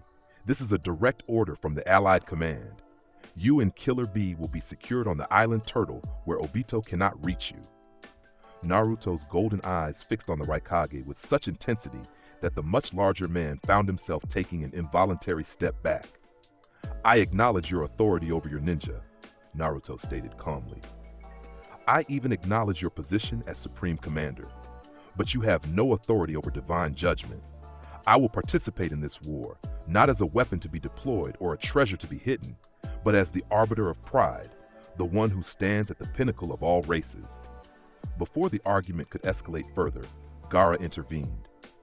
Perhaps there's a compromise, the young Kazekage suggested. Naruto's power would be wasted in hiding, but we can't risk immediate capture either. What if he joins the forces not at the front lines initially, but as a strategic reserve, positioned to intervene when and where his power can be most decisive? After considerable debate, a modified strategy emerged. Naruto would not be hidden away completely, but neither would he be placed at the initial front lines where Obito would expect to find him. Instead, he would join the Surprise Attack Division, a mobile force designed to strike at critical targets and reinforce threatened positions as needed. As the deadline approached with no sign of surrender from the allied nations, Obito made good on his threat. Simultaneous attacks struck outposts along the borders of all 5 great nations, marking the official beginning of the 4th Great Ninja War. The initial clashes confirmed the scale of the threat. White Zetsu infiltrators had already penetrated deep into Allied territory, using their perfect transformation ability to mimic chakra signatures and appearance. More conventional forces, Zetsu soldiers in their natural form, engaged in direct combat along established front lines. Most concerning were the reports of reanimated shinobi. Legendary figures from all nations had been brought back through Kabuto's perfected Impure World reincarnation. Former Kage, famous clan leaders, even Kekkei Genkai users long thought extinct. These undying warriors, possessing all their original powers plus the advantages of immortal bodies, represented the most significant threat to Allied forces. The Surprise Attack Division, led by Kankuro of the Sand with Naruto as its primary offensive power, moved quickly to address reports of a particularly dangerous reanimation group near the Land of Lightning's western border. Intelligence suggested this group included the reanimated Gold and Silver Brothers, notorious Cloud Village criminals who had once consumed the Nine-Tails' flesh and gained a portion of its chakra. As they approached the reported location, Naruto suddenly halted, golden eyes narrowing as he gazed toward the horizon. "We are being observed," he stated. Not by conventional means, but through shared vision. The reanimated Itachi Uchiha and Nagato Uzumaki are positioned 2 kilometers ahead, accompanied by something else, something neither alive nor properly dead. Kankuro signaled the division to halt. "Can you identify this third presence?" "Zetsu," Naruto confirmed after a moment, but modified, merged with another consciousness. He serves as Kabuto's eyes and control mechanism. The division leader considered this information. "If they know we're coming, surprise is lost. Should we request reinforcements?"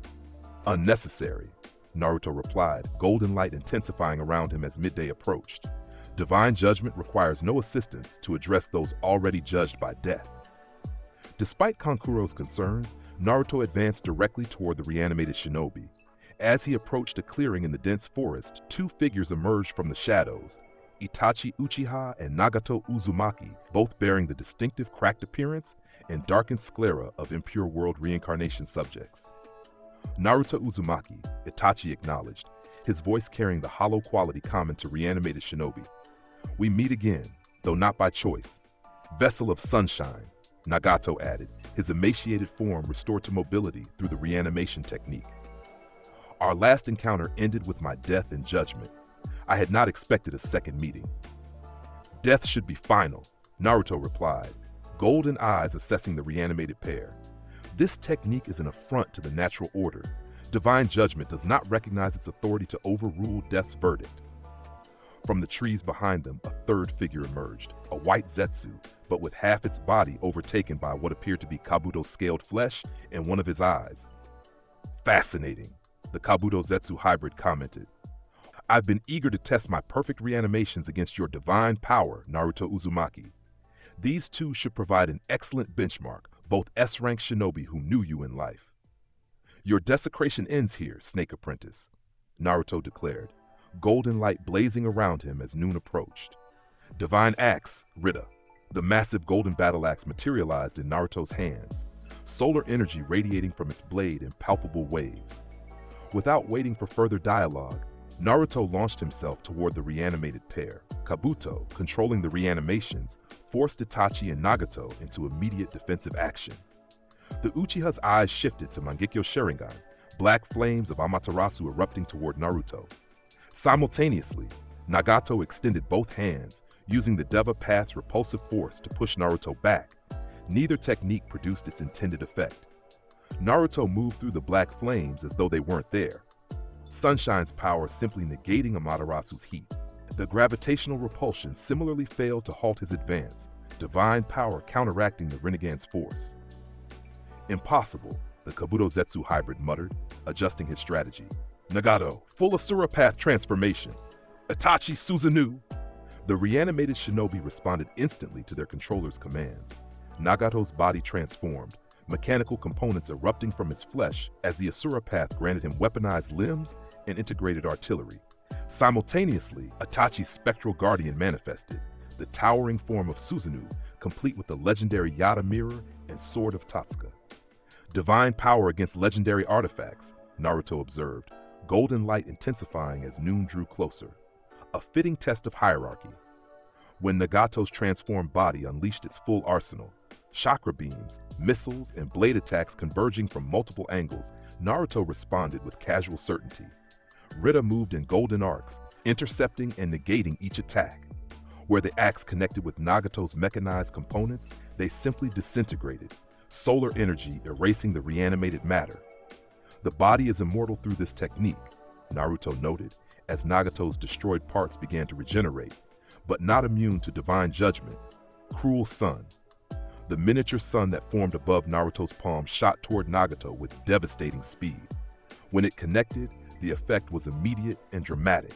Instead of merely damaging the reanimated body, Sunshine's power seemed to interfere with the very technique maintaining it. Cracks spread across Nagato's form, golden light shining through from within as the impure world reincarnation struggled to maintain cohesion. What is this? Kabuto demanded through his hybrid vessel. The technique is perfect. Nothing should be able to disrupt the reanimation itself.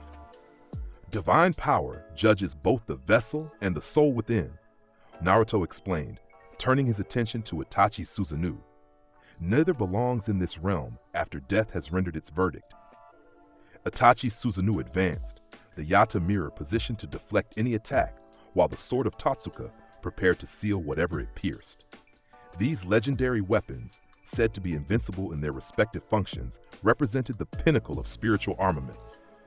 Let us test the hierarchy of power, Naruto declared, dismissing Rita. As the massive axe dissolved into particles of golden light, Naruto extended his empty hand. Divine sword Escanor.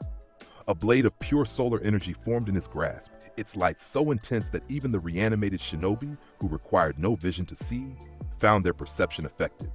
The temperature around Naruto spiked dramatically as noon approached, his form beginning the transformation to the One. The ultimate test, Naruto stated, his voice deepening as his muscles expanded, height increasing as the perfect moment of noon arrived. Divine judgment at its absolute peak against the ultimate spiritual defense. The transformed Naruto, now standing nearly 8 feet tall, muscular to heroic proportions, a golden mustache adorning his upper lip, moved with speed that defied perception. The divine sword Escanor met the Yata mirror in a collision of absolute forces, the unstoppable against the immovable. For a breathless moment, the two seemed evenly matched, golden energy flaring against the mirror's prismatic surface. Then, with a sound like reality itself cracking, the Yata mirror fractured. Divine sword Escanor continued its arc, passing through Itachi's Susanoo as though it were mist rather than the ultimate spiritual defense. "Impossible!" Kabuto exclaimed through his hybrid. "The Yada mirror reflects all attacks, regardless of nature." "Who decided that?" Naruto questioned, his voice resonating with the absolute authority of the One. "Who granted even legendary artifacts immunity from divine judgment?" As the divine sword connected with Itachi's reanimated form, the effect mirrored what had happened to Nagato. Cracks spread across the Uchiha's body, golden light shining from within as Sunshine's power disrupted the very technique binding his soul to the material world. "I see," Itachi managed, his consciousness temporarily overriding Kabuto's control as the reanimation technique weakened. "Your power, it doesn't just destroy the body, it judges the soul's right to remain." "Correct," Naruto acknowledged. "Divine judgment recognizes death's verdict as final. Those who have been judged should not return through mortal techniques." With remarkable effort, Itachi fought against Kabuto's control, his own consciousness asserting dominance as the reanimation continued to fracture under Sunshine's influence. "Then, finish it," the Uchiha requested. "Send us back where we belong." Naruto raised the divine sword Escanor, its golden light intensifying to blinding proportions. "Divine judgment releases you from this false existence. Return to your rightful rest." The sword descended in a perfect arc, passing through both reanimated shinobi simultaneously. There was no explosion, no dramatic disintegration, simply a release, as golden light purified the corrupted technique binding their souls. Their bodies dissolved into particles of light rather than paper or ash, the souls within freed from Kabuto's control. "Thank you," Nagato's voice echoed as his form faded. True divine judgment indeed. The Kabuto Zetsu hybrid, witnessing the unprecedented negation of his perfect technique, retreated hastily, but not before Naruto's golden eyes fixed upon him. "Run if you must, serpent apprentice," Naruto called after the fleeing hybrid. "But know that divine judgment follows. Your desecration of death will not stand." As the perfect minute of noon passed, Naruto's form diminished slightly from its ultimate peak, though his power remained formidable. The surprise attack division, which had watched the confrontation from a safe distance, approached cautiously. "That was beyond anything in our briefings," Kankuro admitted, staring at the scorched ground where the reanimated shinobi had stood. "You didn't just defeat them, you broke the reanimation technique itself." "Divine power judges the technique, not merely its products," Naruto explained. "The impure world reincarnation binds souls against their natural rest. Such presumption cannot stand before Sunshine's judgment." This revelation spread quickly through allied command channels. If Naruto could not just defeat but actually release the reanimated shinobi, it represented a critical strategic advantage. Orders came immediately from Supreme Headquarters. Naruto was to be redeployed to areas with the highest concentration of reanimated threats. The war's second day brought confirmation of Kabuto's most dangerous reanimation, Madara Uchiha himself, restored to the height of his legendary power. Reports described devastation on an unprecedented scale as the reanimated Uchiha Patriarch single-handedly decimated the 4th Division, even forcing the 5 current Kage to converge to contain him. Naruto, receiving this intelligence while en route to another battlefield, immediately altered his course. "The false Madara seeks to distract with the true one," he observed to his escort team. "Divine judgment must address the greater threat first." Arriving at the 4th Division's position, Naruto found a scene of apocalyptic destruction. Hundreds of allied shinobi lay dead or wounded. Perfect Susanoo damage scarred the landscape for miles. In the distance, a massive chakra construct could be seen, Madara's legendary spectral guardian, in its most complete form, towering over the battlefield like a malevolent deity. "Stay back," Naruto instructed his escort. "What follows is not for mortal intervention." With that, he strode forward, golden light blazing around him with each step. As he approached the combat zone, he could see the 5 Kage engaged in desperate battle against the reanimated Uchiha.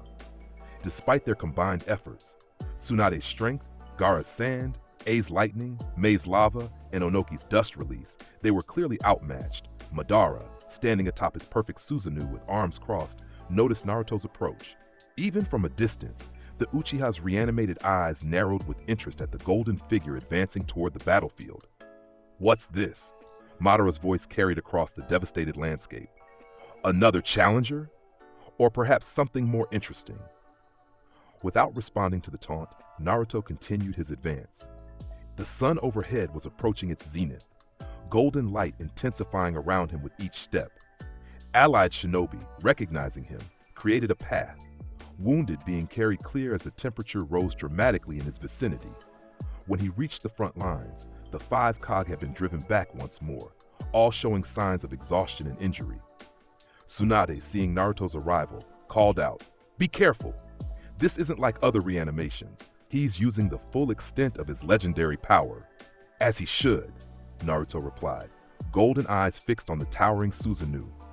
Legends should meet legends at their peak. Divine Axe Rita. The massive golden battle axe materialized in his hands as Naruto continued walking forward, directly toward Madara's position. The reanimated Uchiha, sensing something different about this new opponent, directed his perfect Susanoo to focus its attention fully on the approaching golden figure. "Interesting chakra," Madara observed. "Not quite like anything I've encountered before. Not quite chakra at all, perhaps." "Not chakra," Naruto confirmed, his voice carrying clearly despite the distance. "Divine power. The grace of sunshine, that which stands at the pinnacle of all races." Madara's perfect Susanoo raised its massive sword, energy gathering along the blade. "Let's test this divine power then. Show me what stands at this pinnacle you claim." The spectral sword descended with force that could cleave mountains, indeed had done so already earlier in the battle. The shockwave alone had previously sent hundreds of allied shinobi flying. This time, however, it met Rita, the golden axe raised in a perfect blocking position. The collision created a shockwave that radiated outward for miles, yet Naruto himself remained unmoved, feet planted firmly as Rita held against the immense pressure of Susanoo's strike. "Impossible," Madara muttered, genuine surprise crossing his reanimated features. "Nothing blocks perfect Susanoo directly." "Who decided that?" Naruto questioned, golden light intensifying as noon approached. "Who granted even the legendary Madara Uchiha immunity from divine judgment?" With a surge of Sunshine's power, Naruto pushed back, forcing the perfect Susanoo's blade away. In the momentary opening, he launched himself upward, golden light propelling him to impossible heights until he hovered level with Madara himself, still standing atop the spectral construct. "You fly?" Madara observed, his surprise giving way to increasing interest. "No chakra wings, no summoned support, genuine self-propelled flight. Fascinating." "Sunshine acknowledges no earthly constraints," Naruto replied, golden light blazing around him as Noon's perfect moment approached. "Including gravity." Madara's Rinnegan activated, replacing the eternal Mangekyo Sharingan he had been using. "Then let's escalate appropriately. Tengai Shinsei!" The sky darkened as Madara used the Rinnegan's power to pull a meteorite from the upper atmosphere. A technique of such devastating scale that it had earlier forced the 5 Kage to combine their ultimate defensive abilities just to survive. Now, with many of them exhausted or injured, the second use of this technique threatened not just the Kage, but all allied forces in the region. Naruto, however, showed no concern as the massive meteorite descended toward the battlefield. Instead, his golden eyes tracked its approach with calm assessment. "Cruel sun, maximum," he stated, extending one hand upward. The miniature sun that formed above his palm expanded rapidly as it rose to meet the descending meteorite. By the time the two forces collided in the upper atmosphere, Naruto's cruel sun had grown to a size that rivaled the cosmic object itself. Upon contact, the concentrated solar energy didn't just stop the meteorite, it erased it, reducing the entire mass to particles that scattered harmlessly across the sky. From his position atop perfect Susanoo, Madara stared at this display with undisguised fascination. "To negate Tengai Shinsei so completely? You're no ordinary Jinchuriki." "I have told you," Naruto replied as the perfect moment of noon arrived. "I am the vessel of sunshine, the one who stands at the pinnacle of all races, and I have come to deliver divine judgment upon one who has defied death's verdict."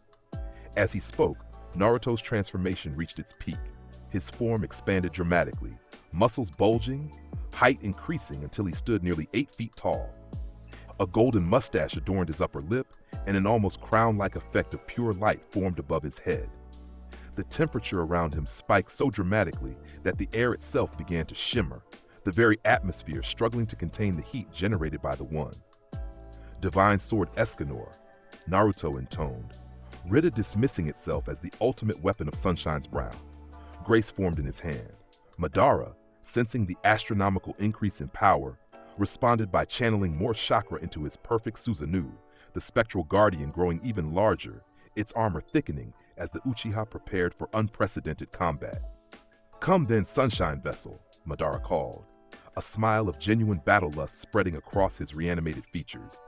"Show me this divine judgment." What followed defied conventional understanding of shinobi combat. Naruto, in the perfect form of the One, moved with such speed that even Madara's legendary eyes struggled to track him. The Divine Sword Escanor met perfect Susanoo's blade in a collision that created not just shockwaves, but temporary distortions in the fabric of reality itself. Where the two weapons connected, perfect solar energy against perfect spectral chakra, the very air seemed to crack, revealing glimpses of something beyond. A plane of pure energy, neither fully material nor fully spiritual. "Fascinating!"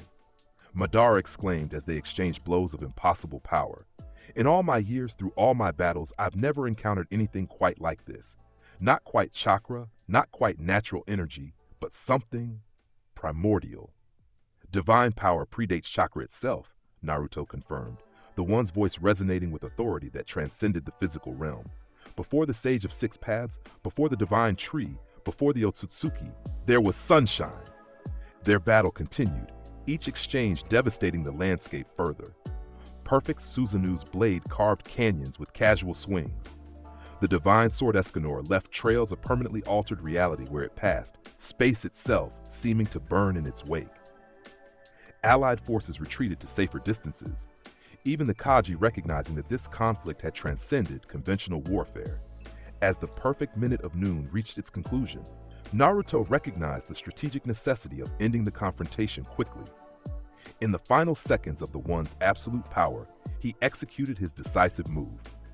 "Divine judgment, solar grace," he declared, the Divine Sword Escanor blazing with intensity that forced even Madara's reanimated eyes to narrow against the glare. The blade descended in a perfect arc, not toward perfect Susanoo's form, but directly at the space around it, at reality itself. Where the sword passed, it left not destruction but purification, golden light separating the natural from the unnatural, the proper from the improper. The effect on Madara's reanimation was immediate and dramatic. Golden light enveloped the perfect Susanoo, not attacking it directly, but judging the technique that sustained its wielder. Cracks spread across Madara's reanimated form, Sunshine's power with the very bindings that held his soul to the material world. "What is this?" Madara demanded, genuine surprise replacing battle lust. "The impure world reincarnation cannot be disrupted from the outside." "Who decided that?" Naruto questioned one final time as the One's perfect minute concluded. Though his form diminished slightly from its absolute peak, the Divine Sword remained manifested, its judgment continuing. Who granted Kabuto's technique immunity from divine verdict? Madara's perfect Susanoo began to dissolve, not from damage, but from the systematic purification of the reanimation binding its controller. As golden light penetrated deeper into the technique structure, Madara himself found his consciousness separating from the controlled state Kabuto had imposed. "So this is divine judgment," the Uchiha observed, a hint of respect entering his voice as his form began to dissolve into particles of golden light rather than paper or ash. Not destruction, but correction, fascinating to the end. As Madara's soul released from the corrupted technique, returning to its proper rest, his final words lingered on the battlefield. "Watch for the shadow behind the moon, Sunshine Vessel. This war has more architects than you know." With the reanimated Madara's defeat, a turning point in the war had been reached. News spread rapidly through allied forces that Naruto possessed the ability not just to defeat the reanimated legends, but to release them from Kabuto's control entirely. Strategic priorities shifted immediately, defense and containment giving way to coordinated efforts to guide reanimated shinobi toward positions where Naruto could intercept them. The third day of the war brought a new development. Intelligence from sensors and scouts confirmed that Obito and Kabuto had changed tactics. With Naruto systematically negating the most powerful reanimations, they had accelerated their original plan. The remaining White Zetsu army converged on a single location in Lightning Country, where a massive chakra signature had been detected, the partially formed Ten Tails, created from the seven-tailed beasts Akatsuki had previously captured. It's incomplete without the 8 and 9 tails, Shikaku Nara, the Alliance's chief strategist, explained during the emergency command meeting. But even at partial power, the Ten Tails represents an existential threat. Our intelligence suggests Obito intends to become its Jinchuriki, to harness its power directly rather than through the original plan. Then we have no choice but direct confrontation, Tsunade determined. All available forces must converge on the Ten Tails location. If Obito completes the transformation, even our combined strength may not be sufficient. Naruto, present for this strategic discussion, maintained his typical composure. The Ten Tails, even incomplete, represents fragmented divinity, he observed. Its power approaches the divine, though corrupted by mortal chakra and ambition. This confrontation was inevitable, the judgment of false divinity by true. The allied shinobi forces mobilized with unprecedented coordination, all divisions converging toward the identified location. Aerial reconnaissance confirmed the situation's dire nature. The incomplete Ten Tails had already manifested in physical form, a monstrous entity of immense size and power. Both on a secondary figure, believed to be Kabuto, stood atop an elevated formation near the beast, apparently preparing the ritual to control it. As allied forces established a perimeter around the massive creature, the 5 Kaji once again united the front lines, joined by the most powerful shinobi from each village. Naruto, however, insisted on advancing alone toward the Ten Tails and its would-be controllers. Divine judgment requires no support, he stated as he walked past the defensive formations. What follows is beyond mortal intervention. The Ten Tails, sensing Naruto's approach, reacted with primal aggression. Multiple tails lashed toward him, each powerful enough to level mountains. Biju bombs, concentrated spheres of pure chakra, formed and launched in rapid succession, their trajectory locked on the golden figure advancing steadily toward the beast. Naruto didn't dodge or defend conventionally. Where tails struck, they met an immovable force, Sunshine's power simply negating their impact. Biju bombs that would have obliterated entire platoons dissipated against his golden aura, divine power judging and rejecting the corrupted chakra they contained. Even incomplete, it recognizes the threat you pose, Obito called from his elevated position. Divine power against divine power, a fitting culmination to our conflict. Not equivalent divinity, Naruto corrected, golden light intensifying as he continued his advance. Corrupted fragments against pure sunshine, the hierarchy is clear. Obito's visible eye narrowed behind his mask. We shall see. The Ten Tails represents the original divinity in this world, the power that preceded even the Sage of Six Paths. Your sunshine is but a foreign element in comparison. As Naruto approached within striking distance of the massive beast, Obito completed a complex sequence of hand seals. Now, Kabuto! The modified white Zetsu beside him, the same Kabuto hybrid that had controlled the reanimations, performed its own technique.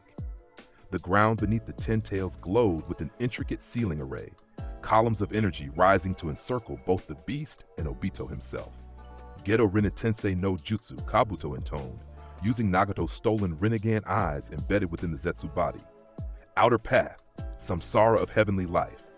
The technique, perverted from its original purpose of resurrection, created a bridge between Obito and the Ten Tails, chakra flowing between them in pulsating waves. The masked Uchiha's body began to transform, portions of the Ten Tails' flesh merging with his own in a grotesque synthesis of human and Biju. Stop them, came the order from Allied Command, and thousands of shinobi launched simultaneous attacks, earth techniques to disrupt the sealing array, water and fire combinations to create intervening steam barriers, lightning to interfere with the chakra transfer. None reached their target.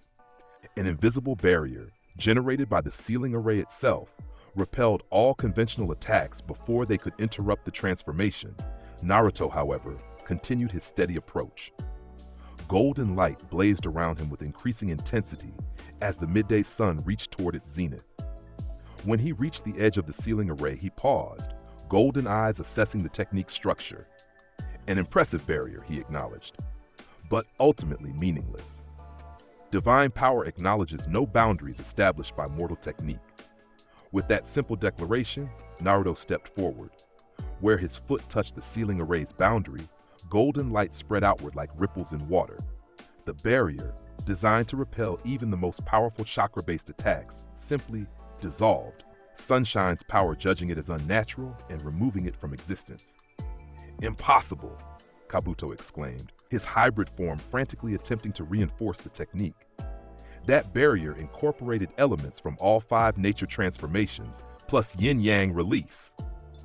"Elements are subject to the sun's authority," Naruto replied, continuing his advance through the now compromised ceiling array. "As are all techniques derived from them." Obito, his transformation already partially complete, directed the Ten Tails to focus its attack solely on Naruto. The massive beast opened its singular eye, gathering chakra of such density and volume that the very air distorted around it. The resulting Biju bomb, when launched, was large enough to annihilate everything within a 10-kilometer radius, a last desperate attempt to halt Sunshine's advance. Naruto stood directly in its path, golden light blazing around him as noon approached. "Cruel sun, divine absorption," he intoned, extending both hands toward the incoming destruction. The miniature sun that formed between his palms grew rapidly, not just in size but in density, creating a gravitational pull that intercepted the Biju bomb's trajectory. When the two forces met, something unprecedented occurred. Instead of an explosion or negation, the cruel sun simply absorbed the Biju bomb, incorporating its chakra into Sunshine's own energy matrix. Divine power recognizes its fragments. Naruto explained as the now enhanced cruel sun hovered before him, swirling with the Ten Tails' own energy, and reclaims them from corruption. With a gesture, he sent the enhanced cruel sun toward the Ten Tails itself. The beast, recognizing the nature of the approaching threat, attempted to shield itself with multiple tails formed into a defensive barrier. When the solar orb made contact, however, no conventional defense proved sufficient. The cruel sun didn't destroy the Ten Tails. Instead, it began a process of purification, divine energy separating the tailed beasts that had been forcibly combined. Golden light spread throughout the Ten Tails' massive form, identifying and isolating the 7 distinct chakra signatures within. "No!" Obito shouted, his partially transformed body struggling to maintain the connection with the destabilizing Ten Tails. "The unification cannot be reversed. The divine tree must bloom." "False divinity yields to true," Naruto stated, approaching the struggling Obito as the Ten Tails continued to separate under Sunshine's influence. "Your presumption ends now, masked Uchiha." As noon reached its perfect moment, Naruto's transformation completed once more. The one stood before Obito, divine judgment in its absolute form. Golden mustache adorning his upper lip, muscles expanded to heroic proportions, height increased until he towered over the partially transformed Uchiha. Divine sword Escanor, the one intoned, the blade of pure solar energy forming in his grasp. Obito, desperate, activated his intangibility technique, the space-time ninjutsu that had allowed him to avoid all conventional attacks. "Even your divine power cannot touch what exists between dimensions," he declared. "Who decided that?" The one questioned, golden eyes fixed on Obito with perfect discernment. "Divine judgment exists across all planes, all dimensions, all realities. There is no between that escapes the sun's light." The divine sword descended in a perfect arc. Where it should have passed harmlessly through Obito's intangible form, it instead connected with absolute precision. The blade didn't cut flesh or bone. It separated truth from falsehood, natural from unnatural, proper from improper. Obito's technique collapsed instantly. His physical form forcibly returned to normal space as Sunshine's power judged and rejected his dimensional manipulation. The connection to the destabilizing Ten Tails severed simultaneously, ending the partial transformation that had begun. "Impossible," Obito gasped, his mask cracking from the proximity to the one's overwhelming heat. "Nothing can affect me while intangible. Nothing." "Divine judgment is not nothing," the one replied. "The perfect minute of noon, allowing no falsehood to stand before Sunshine's absolute discernment. It is everything, the fundamental truth that underlies all existence." As Obito fell to his knees, his mask shattering completely to reveal the scarred face beneath, the 10 tails behind them continued its divinely mandated separation.